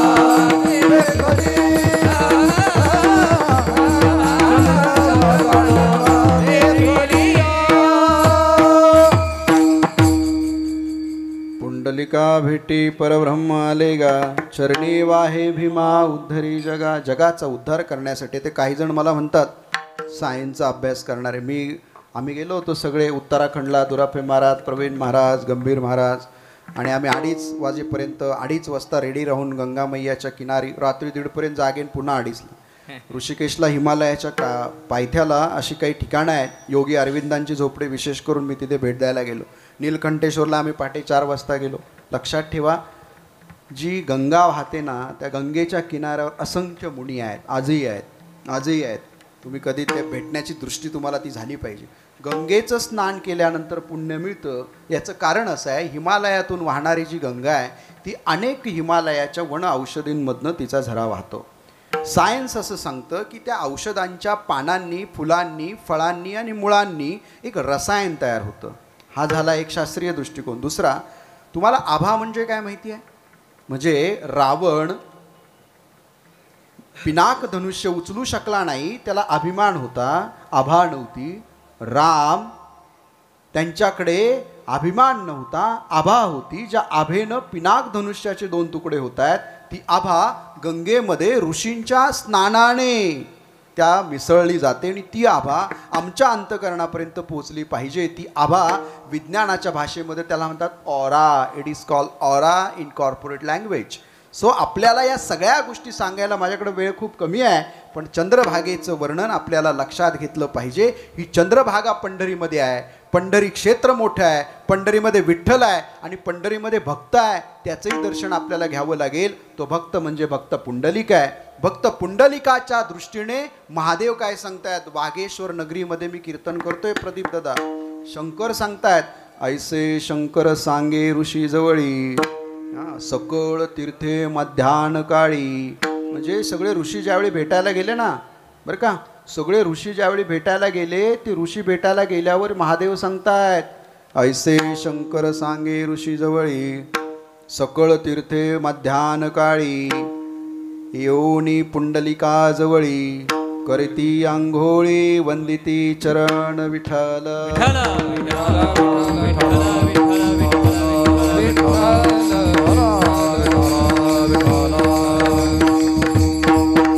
या विश्वामध्ये जेवढी जेवढी ब्रह्मांडामध्ये तीर्थ आहे, ती सगळी तीर्थ मध्यान काळामध्ये ज्यावेळी दिवस नाही रात्र नाही अशा प्रसंगी त्या ठिकाणी गुप्त रूपाने येतात, चंद्रभागेमध्ये स्नान करतात आणि पुंडलिकाचं चरण वंदन करतात. पुंडलिकाचा अधिकार किती मोठा आहे. म्हणून ज्ञानदेव निवृत्ती पुसतसे कोढे पुंडलिके केवडे भाग्य केले. पुंडलिकाने काय भाग्य केलं आणि ते भाग्य आम्ही मात्र खूप साऱ्या भौतिक संपत्तीमध्ये अडकलो आहे, नावामध्ये, प्रतिष्ठानमध्ये, पदांमध्ये. आम्हाला पंढरपूरला जायला वेळ नाही. गेलो तर आम्ही रांगेमध्ये उभं राहून दर्शन घेत नाही, VIP दर्शन घेतो. तुमच्या माहितीसाठी सांगतो, तो पांडुरंग कृपाळू आहे, उतावीळ आहे, तातडी. कुणासाठी? रांगेमध्ये दर्शन घेणाऱ्यांसाठी. माझ्या आईला दरवर्षी 5 देतो, ती 5 दर्शन घेत नाही. यावर्षी पण पहाटे 4 वाजता आम्ही नगर प्रदक्षिणा मारली. माझी बायको, माझी मुलगी, मुलगा, आई, आम्ही, माझे शिष्य शशी महाराज. 5 घेतला नाही. आताही तिने दर्शन केलं 18 तास. माझं ऑपरेशन झालं त्यावेळी दर्शन केलं 28 तास. मी तिला म्हणालो, इतकं दर्शन करण्याची गरज काय आणि मागितलं काय? ती म्हणाली, पांडुरंगापुढे उभा राहिली. आणि तिला म्हटले, माझ्या आयुष्याचं काय करायचं ते कर, माझ्या लेकराला दीर्घ आयुष्य कर. माझं मोठं ऑपरेशन झालं, कानाचा पडदा आर्टिफिशियल आहे. ही सगळी माझी 28 तास उभी होती. मी म्हणाला, 28 तास काय जेवली खाली, अजिबात भूक लागली नाही म्हणे. मग म्हटलं काय, पांडुरंगाचं सतत ध्यान चालू होतं, सारखं भजन चालू होतं. आणि पांडुरंग पाहिल्यानंतर डोळ्यामध्ये अश्रू येतात. लेकरा, पांडुरंग म्हणजे आपलं सारं जीवन आहे, म्हणून तुला 8व्या महिन्यामध्ये मी घेऊन आले होते.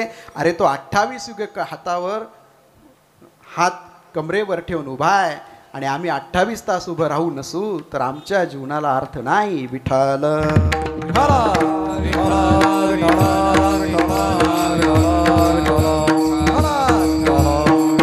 आणि तो पांडुरंग ज्याच्या पुढे उभा आहे त्याची रूप मज आवडे, जे पुंडलिका पुढे उभे असे. तो पांडुरंग पुंडलिका पुढे उभा आहे म्हणून त्याचं रूप मला आवडतं. पुंडलिका पुढे पांडुरंग आहे म्हणून पांडुरंग नामदेव महाराजांना आवडतो. लक्षात ठेवा. आणि हा पुंडलिक कसा आहे माहिती आहे? सोप्या व्यंजनाच्या भाषेमध्ये तुकोबाराय आपल्या वाणीमधून वर्णन करतायत. कारे प्रेमे मातलासी, उभे केले विठ्ठलासी, ऐसा कैसा रे तू धीट, मागे भिरकावली वीट, युगे झाली 28, अजून न म्हणसी बैस. काय वर्णन आहे! भाव देखोनी निकट, देवे सोडिले वैकुंठ, तुका म्हणे पुंडलिका, तूची बळिया भक्त निका. विठ्ठल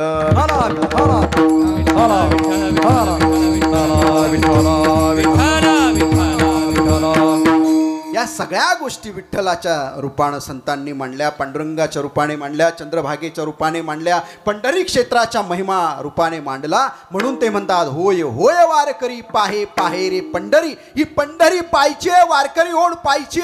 आणि वारी म्हणजे काय माहिती आहे? काही ठिकाणी साधन आहेत, साध्य आहेत, तर त्या ठिकाणी साधन आहे पण साध्य नाही.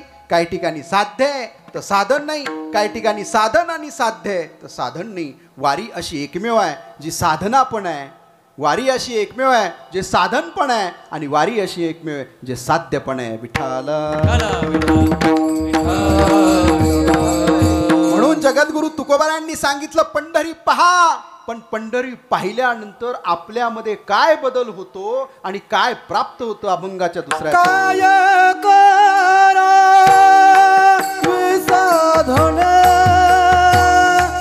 काय करा विसाधन,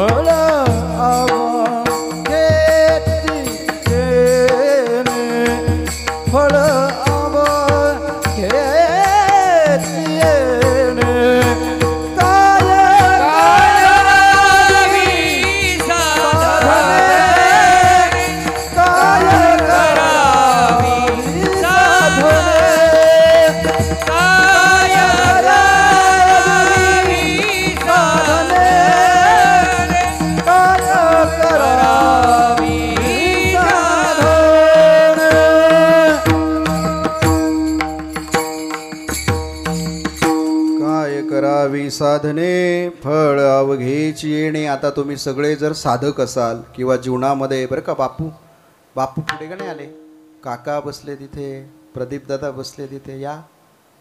हे आध्यात्मिक लोकशाहीचं व्यासपीठ आहे. सर्व धर्म समभाव, सगळे भाव गाळून आपण एकत्र येतो, असं हे व्यासपीठ आहे. तुम्हाला जीवनामध्ये काही साधनं करायची, पण ती साधनं आमचा रस्ता चुकवतात. जे जे करावे साधन, साधनी वाढवे देहाभिमान. साधनं केल्यानंतर देहाभिमान वाढतो. म्हणजे मला एकदा दुरापे महाराज सहज म्हणाले, काय तुम्ही 2:30 वाजता उठता, हे करता ते करता, कशाला सांगता तुम्ही, दिसतंय लोकांना म्हणून.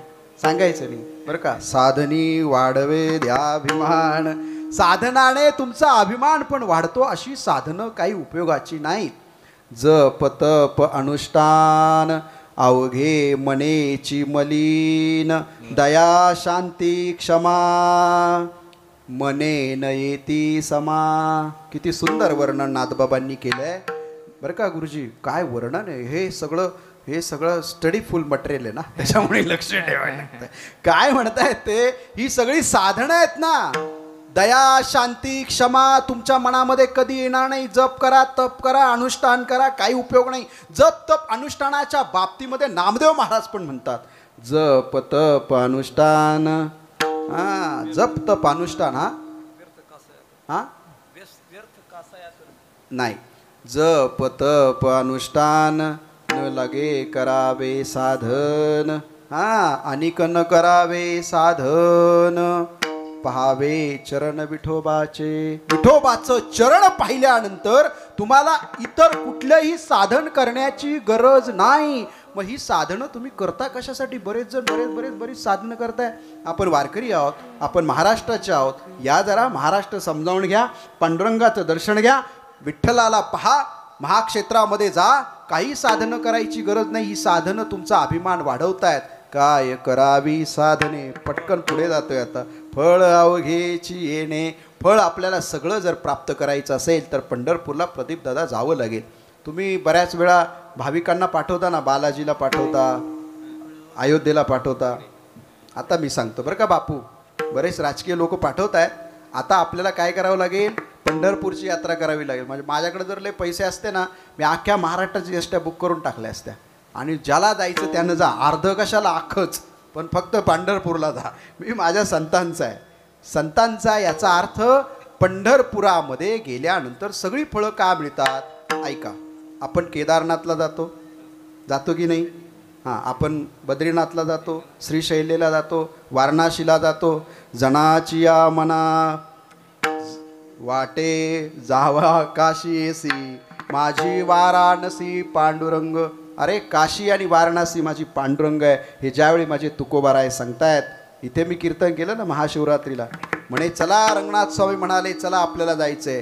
त्यावेळी ते पत्र देत आहेत, तुम्ही विश्वनाथ दीन रंग मी अनाथ. ते माहिती आहे, ते कीर्तन झालेलं आहे माझं. हे सगळ्या गोष्टी आहेत. तर तुम्हाला इथे स्कंद पुराणामध्ये काय सांगितलंय ते लक्षात ठेवा आणि ते समजून घ्या.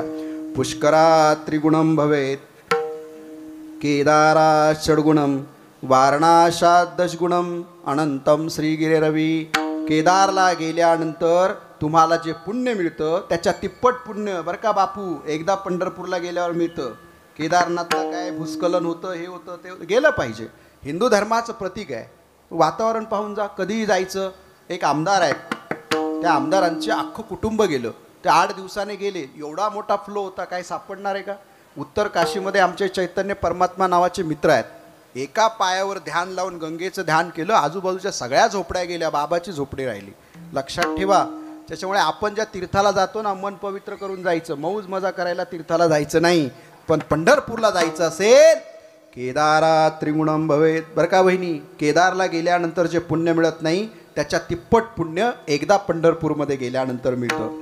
केदारा त्रिगुणम पुण्यम. पुष्करात त्रिगुणम, पुष्करात गेल्यानंतर, पुष्करात त्रिगुणम पुण्यम, केदारात षड्गुणम भवेत. केदारला गेल्यानंतर जे पुण्य मिळणार नाही त्याच्या 6 पट पुण्य पंढरपूरला मिळतं.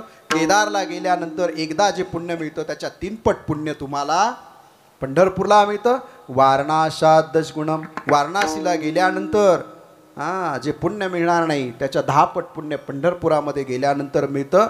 आणि श्री गिरे रवी अनंतम श्री गिरे रवी, श्री शैल्याला जाताना दर्शनाला श्री शैल्याचं एकदा दर्शन घेतलं आणि पंढरपूरमध्ये गेलात तर 10 श्री शैल्याच्या दर्शन एवढं पुण्य मिळतं. विठ्ठल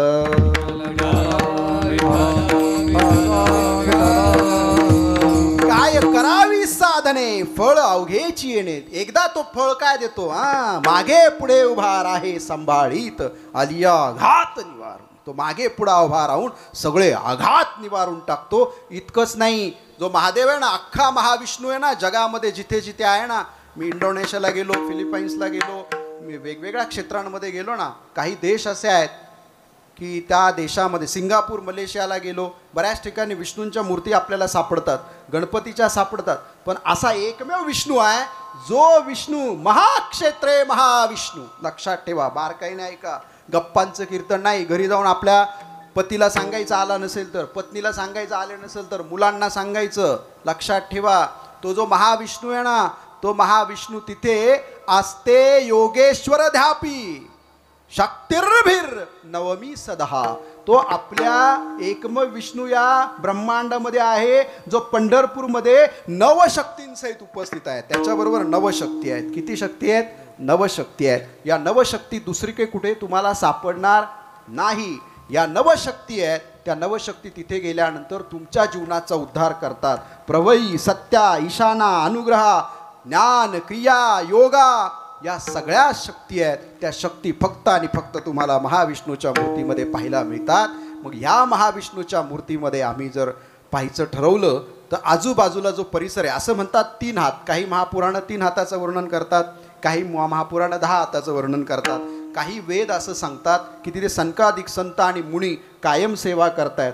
असं काही ठिकाणी म्हटलंय, ज्याला पंढरपूरच्या मंदिरामध्ये झाडू मारायचे सौभाग्य मिळालं ना, त्याची सगळी पापं झाडून जातात, निघून जातात. इतकं पुण्य त्या पंढरपुरामध्ये आहे.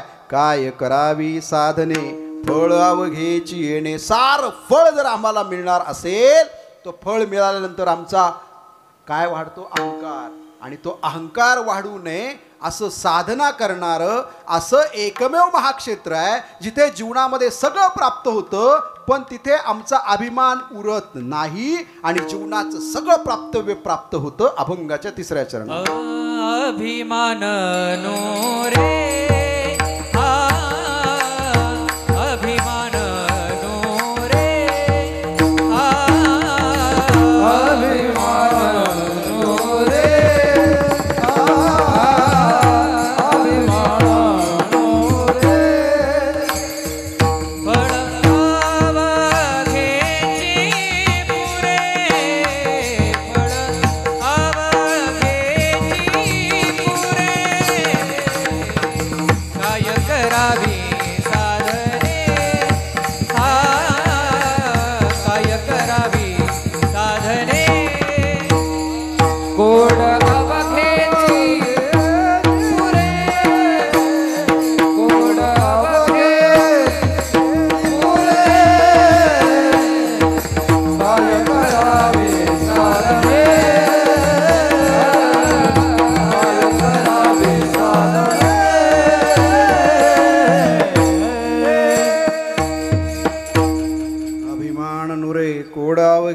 पुरे.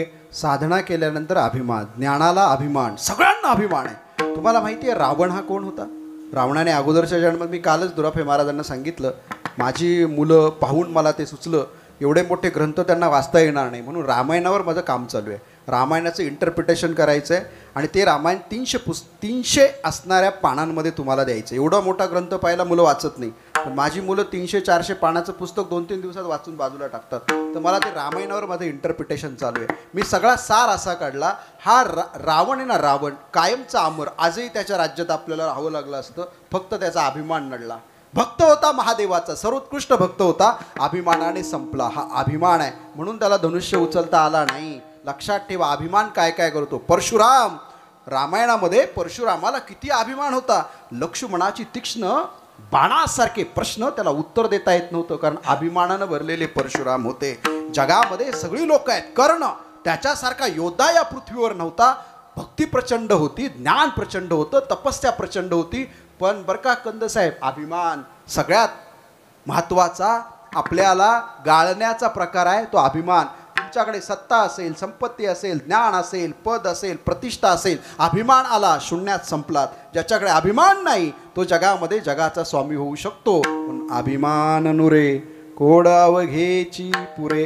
अभिमानामुळे आमची ओळख आम्हाला होत नाही. मी कोण आहे, who I am, what is the intention of our life. मी कोण आहे, आतमध्ये कोण आहे, ती दिव्यता कोण आहे, ते तेज काय, तो ऑरा काय, ती प्रज्ञा काय, ती शिस्त काय, ती बुद्धी काय, तो विचार काय, ते मन काय, हे आम्हाला कळत नाही. कारण आमचा अभिमान प्रचंड वाढलेला आहे. तिळभरी जारी होय अभिमान, मेरू तो समान भार देवा, मेरू तो समान भार देवा.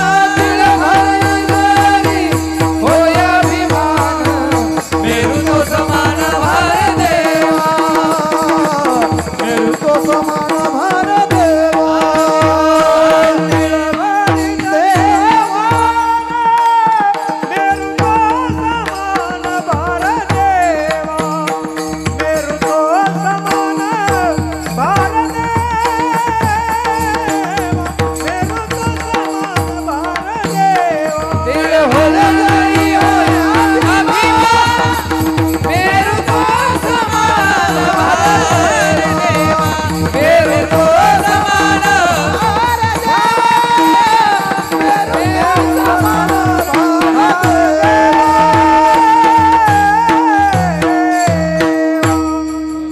तिळभर सुद्धा झाला तरी सगळा थोडा सुद्धा अहंकार आम्हाला नको. नामदेव महाराज समाधी घेताना म्हणतायत, अहंकाराचा वारा न लागो राजसा, माझ्या विष्णुदासा भाविकासी. म्हणजे बापू विष्णुदासांना सुद्धा अहंकार लागतो, म्हणजे भक्ताला तो लागलाच नाही पाहिजे. खरा वारकरी असेल अभिमान नुरे, त्याला सगळं प्राप्त झाल्यानंतर अभिमान नुरे हा सांडूनी हा विचारोनी अहंकार सांडिजे, जे असतीच वस्तू होईजे. विचारून अहंकार सांडून टाका. आपल्या आतमध्ये जी वस्तू आहे ना ती आत्मवस्तू. आत्मवस्तू म्हणजे काय माहिती आहे? तुमचं आत्मबळ.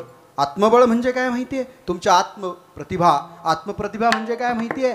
तुमचं आत्मआनंद. आत्मआनंद म्हणजे काय माहिती आहे? आत्मआनंद म्हणजे soul connect with your mind and body.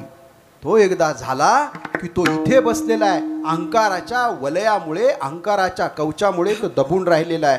अभिमान नुरे ओढावघेची पुरे. म्हणून ज्ञानोबा म्हणतात, हा विचारोनी अहंकार सांडिजे, मग असतीच वस्तू होईजे, तरी आपणची स्वस्ती की जे आपण केली.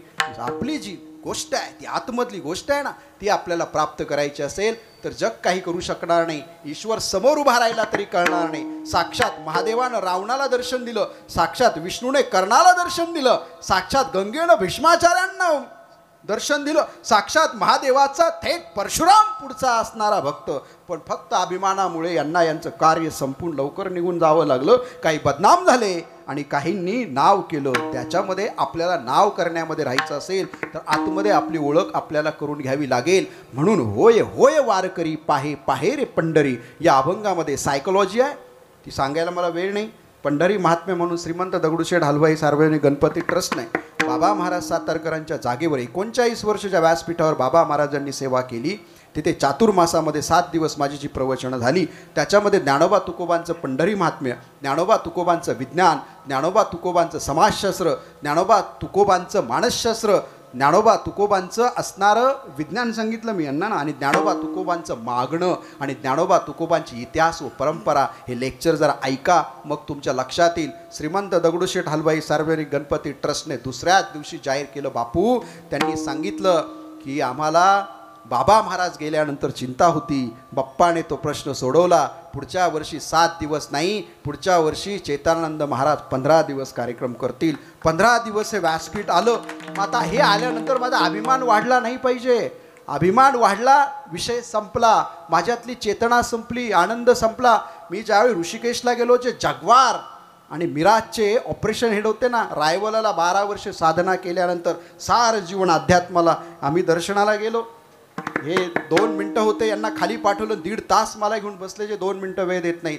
ते म्हणाले तुमच्याकडनं एक एनर्जी काम करून घेते, वेगळा जन्म आहे, पण तुम्हाला सगळं सोडावं लागेल. सगळं सोडावं लागेल म्हटलं. सगळं सोडलंय, नोकरी सोडली, काही कमवत नाही, बायको घर चालवते, काय सोडू अजून तुम्ही सांगा, माझी तयारी आहे. ते म्हणाले नाव पण सोडावं लागेल. क्षणात निर्णय घेतला आणि पंकज गावडे नावाला त्यांच्या समोर तिलांजली देऊन टाकली. आणि दीक्षा देताना त्यांनी मला चैतनानंद नाव दिलं. लक्षात ठेवा, हे माझे गुरु, सद्गुरू शांती धर्मानंद सरस्वती कुरेकर बाबा सुद्धा ऋषिकेशला गेल्यानंतर त्यांना भेटायला जातात. अद्वैती या हिंदुस्थानमधले एकमेव ते आहेत. शंकराचार्यांनंतर कुणाकडे पाहावं. हजारो महामंडलेश्वर त्यांचं मार्गदर्शन घेतात. त्यांनी काही मला साधना, दीक्षा, मंत्र, उपासना, अनुष्ठान याच्या माध्यमातून जीवन चाललंय. पण अभिमान आला तर सार संपेल. याच्यापासून वाचायचं. लोकेशना आणि वित्तेषणा ही बाजूला ठेवावी लागेल. आणि ही बाजूला ठेवायचं शान पण माझ्या डोक्यामध्ये वारकरी संप्रदायानं घातलं. कारण 8 महिन्याचा असताना आईनं पंढरीची वारी घडवली, ती आजपासून चालू आहे. म्हणून होय होय वारकरी, पाहे पाहे रे पंढरी.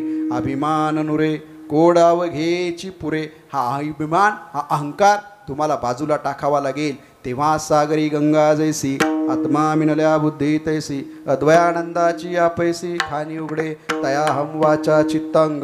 देवोनिया शरण रीग, महोदधी का गांग रिगाले जैशी. अवस्था एकदा तुमच्या जीवनामध्ये आली की तुकोबाराय म्हणतायत, माझ्या जीवनामध्ये नेमकी काय झालं. अभंगाच्या शेवटच्या चरणामध्ये. तुका म्हणे डोळा, तुका म्हणे डोळा, डोळा, तुका म्हणे डोळा, तुका म्हणे डोळा, तुका म्हणे डोळा. विठो बैसला सावर, विठो बैसला सावळा. काय करावे साधने, काय करावे साधने. विठो बैसला सावळा, विठो बैसला सावळा. काय करावी साधने, काय करावी साधने. फळ बघेची,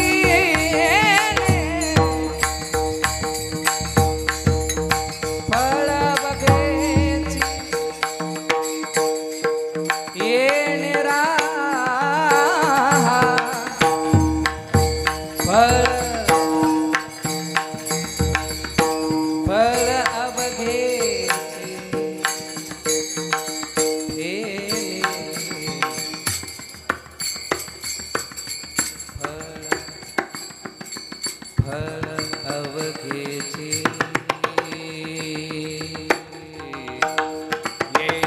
येणे. फळ अवघे,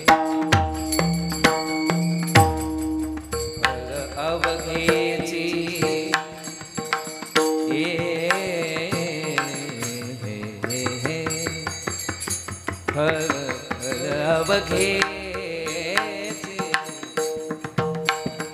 अवघेची,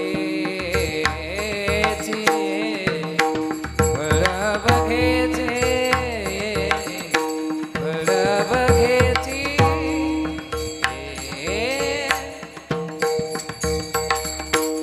फळ बघेची निरा, फळदार.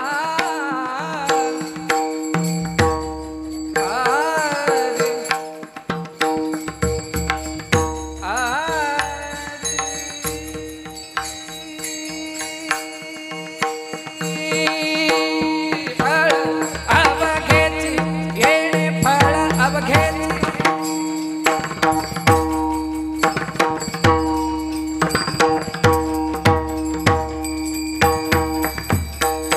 फळ अवघेची, फळ अवघेची.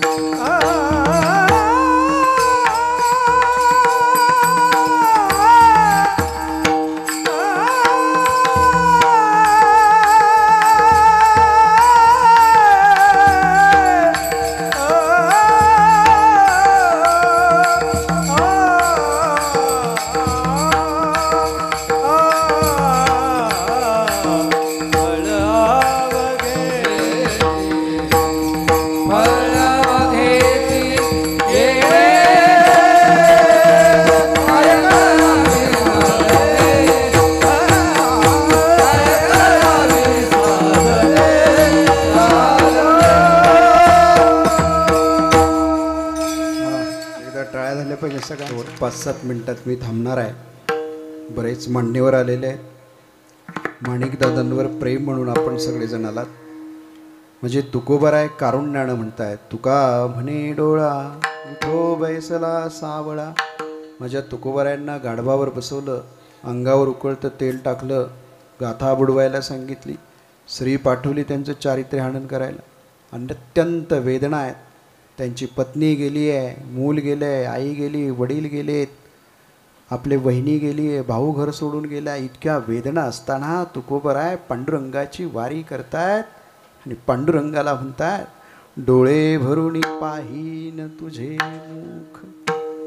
मला हे सुख हवं आहे की मला फक्त तुझं डोळे भरून मुख पाहू दे. आणि ते म्हणतायत, आता मी शरण आलो, मी तुला शरण आलो आहे. आता मज दृष्टी देई पांडुरंगा माय बापा. पांडुरंगा, आई गेली ना, तूच आई आहे, बाप गेला तूच बाप आहे. मी सगळी पापं निवारून आलोय रे पांडुरंगा. आता मज दृष्टी देई पांडुरंगा माय बापा, शरण मी आलो तुझ निवारून या पापा. सारी पाप निवारून आलोय.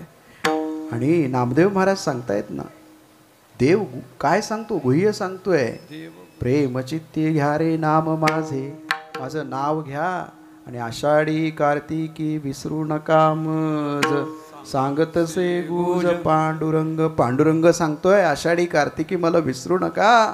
माझ्या लेकरांनो, माझ्या वारकऱ्यांनो, तुम्ही सगळेजण आल्यानंतर मला आनंद होतो. नमती वा नामयती भक्तम वा भक्तानाम. ज्या नामाच्या महिमामुळे आमचा अहंकार जातो, आम्ही विनम्र होतो. ज्या नामाच्या महिमामुळे भगवंत आपली भगवता विसरून भक्ताकडे धावत येतो आणि भक्त आपलं चित्त निर्मळ करतो. असा भक्त ज्यावेळी आपल्या अंतरंगामध्ये येतो त्यावेळी आपली दृष्टी निर्मळ होते, ही बाह्य दृष्टी जाते या आणि मग ती दृष्टी मिळते. सर्वाभूती पाहे एक वासुदेव, पुसोनिया ठाव अहंतेचा. ती आत्मदृष्टीचा विकास होतो. ती आत्मदृष्टी ती आमच्या दृष्टीने महत्त्वाची आहे, कारण आम्ही सगळे भरकटलेले आहोत, ताणात आहोत, तणावात आहोत, मोठेपणाच्या मागे लागलोय, आसुरी आनंद घेण्याचा प्रयत्न करतोय, दुसऱ्याच्या दुःखामध्ये आनंद मानायला लागलोय. हे सार संपून जायचं असेल आणि ईश्वरनिष्ठांची मांदियाळी उभी करून सस्टेनेबल डेव्हलपमेंटच्या नावानं पुढं जायचं असेल तर ती दृष्टी आमची प्राप्त होणं आम्हाला गरजेचं आहे. तुका म्हणे डोळा विठो बैसला सावळा, विठोबा रखुमाई, विठोबा रखुमाई,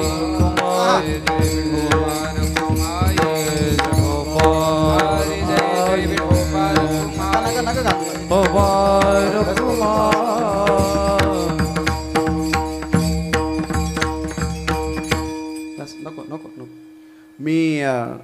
मी पुढचा प्रण केला, विनेकरांना घाला. मी पुढचा प्रण केला आहे की जिथे कीर्तनाला जाईल तिथं पाणी पित नाही, अन्न घेत नाही, मानधन स्वतःसाठी घेत नाही, तसा बुक्का पण लावायचं नाही आणि हार पण घालू घ्यायचं नाही. त्याच्यामुळे तुकोबारा हे सांगतायत त्याच मार्गावर जायचं नाही, एक दिवस सार टाकून त्याच्या द्वारापर्यंत जायचं. म्हणून बुक्का नाही आणि हारही नाही. आमचे आदरणीय विजूशेठ जगताप इथे आले असतील तर विलास काका, विजूशेठ, विजूभाऊ बोत्रे, प्रदीप दादा, बरं का बापू काका, त्यांनी आहार घाला. त्यांनी एक मिटिंग घेतली आणि सांगितलं, आत्ता मी डोंगराला 11ला काटेश्वर भंडारा डोंगराला दगडूशेठ बाप्पाच्या प्रवचनाच्या दिवशी परवा दिले आणि हे सगळं करताना तिथे डोंगराला जगद्गुरू तुकोबारा यांचं काम उभं राहतं आहे.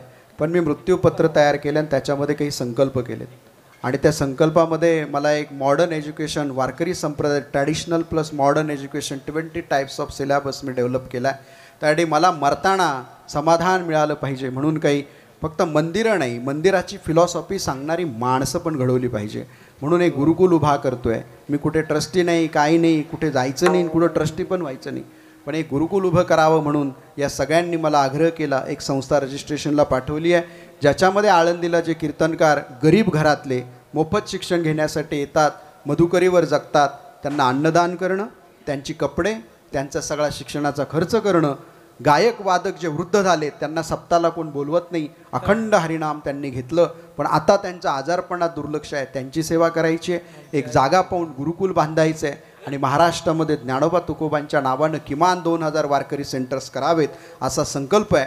आणि मृत्यूपत्रात स्पष्ट लिहिलेलं आहे, जे आहे ते समाजाचं असेल. माझ्या आयुष्यामध्ये 1 रुपयाचं सोनंही घेणार नाही आणि 1 गुंठा जागाही घेणार नाही.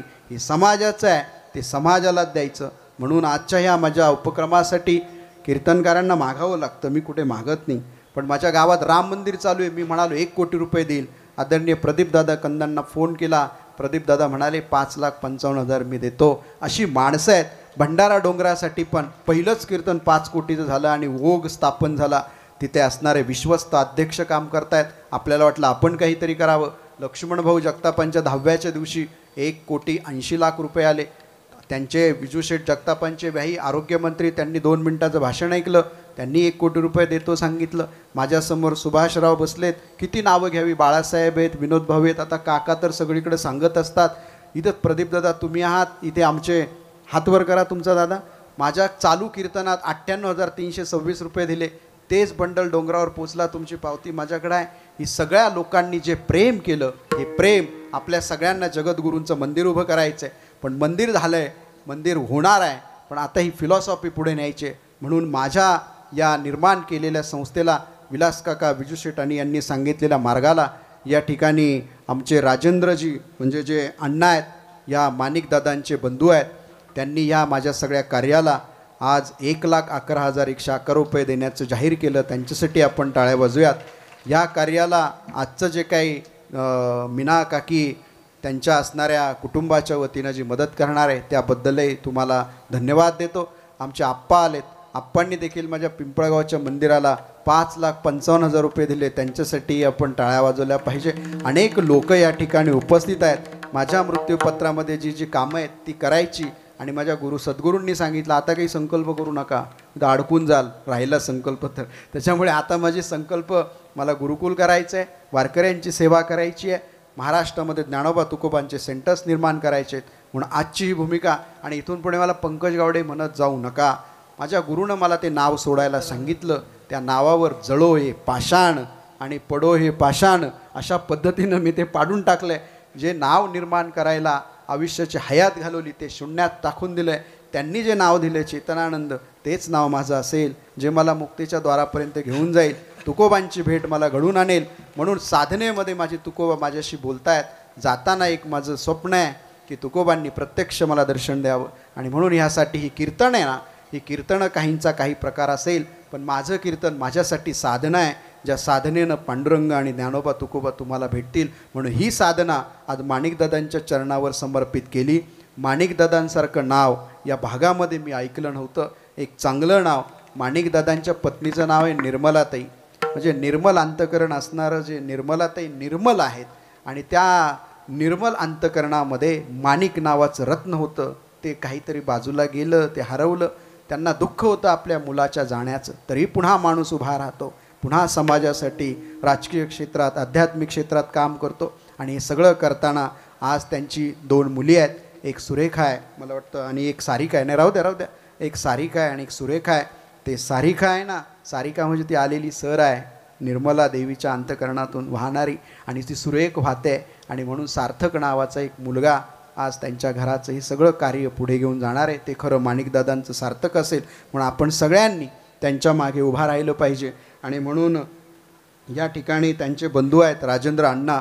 आणि बरं का आप्पा, माझी अशी इच्छा आहे की हे वाघेश्वराचं मंदिर बापू महाराष्ट्रभर गेलं पाहिजे बरं का. प्रदीपदादा काका, इथली व्यवस्था सक्षम, त्यांचं जे अभियान आहे स्मशानभूमीतलं ते कशा पद्धतीनं काम करतं आहे. मी बावनकुळे साहेबांना म्हणालो 350 कोटीचं देवस्थान उभं केलं आहे, चटके पायाला बसत आहेत. वाघोलीने असं काही काम केलं आहे की ते पायाला चटके बसत नाहीत बापू तुमच्या गावानं. ते पाहिलं तुम्ही. तो जो लेअर दिलेला आहे मंदिराला, जे ग्रिल बसवलेलं आहे, जे काम केलेलं आहे, मला वाटतं वाघेश्वर या वाघोलीवर प्रचंड प्रसन्न आहे. माझी एकच विनंती आहे की या वाघोलीमध्ये माझ्या जगद्गुरू तुकाराम महाराजांच्या मंदिराचं काम चालू आहे. मी मागेही सांगितलं तुमच्या वाढदिवसाच्या कीर्तनात, महाशिवरात्रीतही सांगितलं, तुकोबा माझा श्वास आहे, तुकोबा माझा प्राण आहे. तुम्ही हे सगळं मंदिर उभं केलं. आजही 40 कोटीचं टेंडर महानगरपालिकेचं निघालं आहे. 1 कोटीचं पर्यावरणाचं काम तिथे उभं राहिले.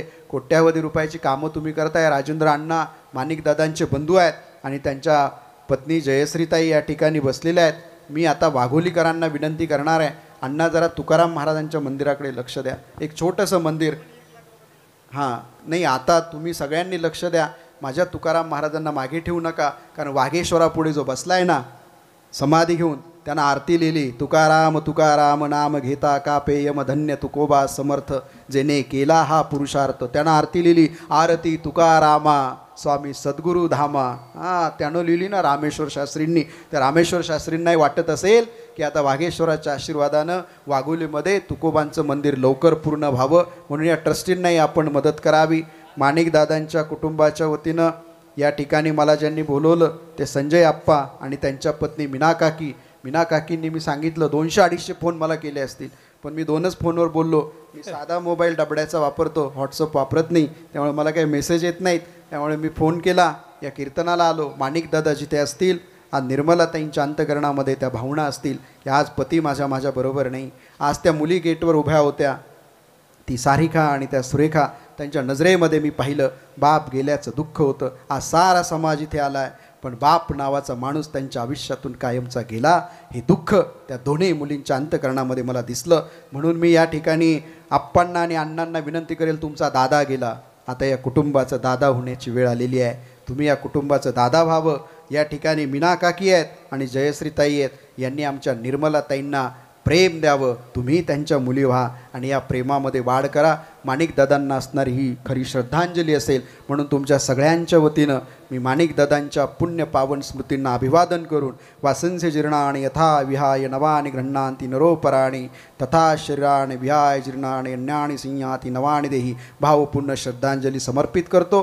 19 तारखेला शिरूर तालुक्याचे माजी आमदार बाबूराव दादा पाचरणे यांच्या पुण्यस्मरणाचं माझं कीर्तन आहे. आपली तिथे भेट होईल. आजची सेवा या ठिकाणी मी संपन्न करत असताना ज्ञानेश्वर ज्ञानराज माऊली ज्ञानेश्वर माऊली ज्ञानराज माऊली ज्ञानेश्वर माऊली ज्ञानराज माऊली ज्ञानेश्वर माऊली ज्ञानराज माऊली विठ्ठल जय जय विठ्ठल जय विठ्ठल जय जय विठ्ठल जय जय विठ्ठल जय जय विठ्ठल जय विठ्ठल जय जय विठ्ठल आ बोली जे कोई वेडेवा कोडे उतरे करा क्षमा अपराध महाराज तुम्ही आदि विचारे अधिकार में आपला करा क्षमा अपराध महाराज तुम्ही तुका म्हणे ज्ञानेश्वर राघव पैंगरा क्षमा अपराध महाराज तुम्ही ज्ञानदेव तुकाराम ज्ञानदेव तुकाराम ज्ञानदेव तुकाराम तुकाराम तुकाराम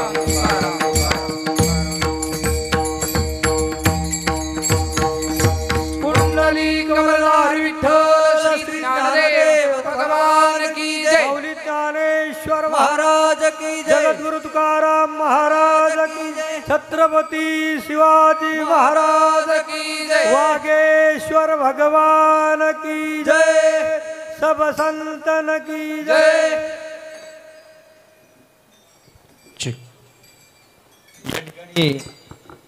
स्वर्गीय माणिकराव दादा अमृतराव सातव पाटील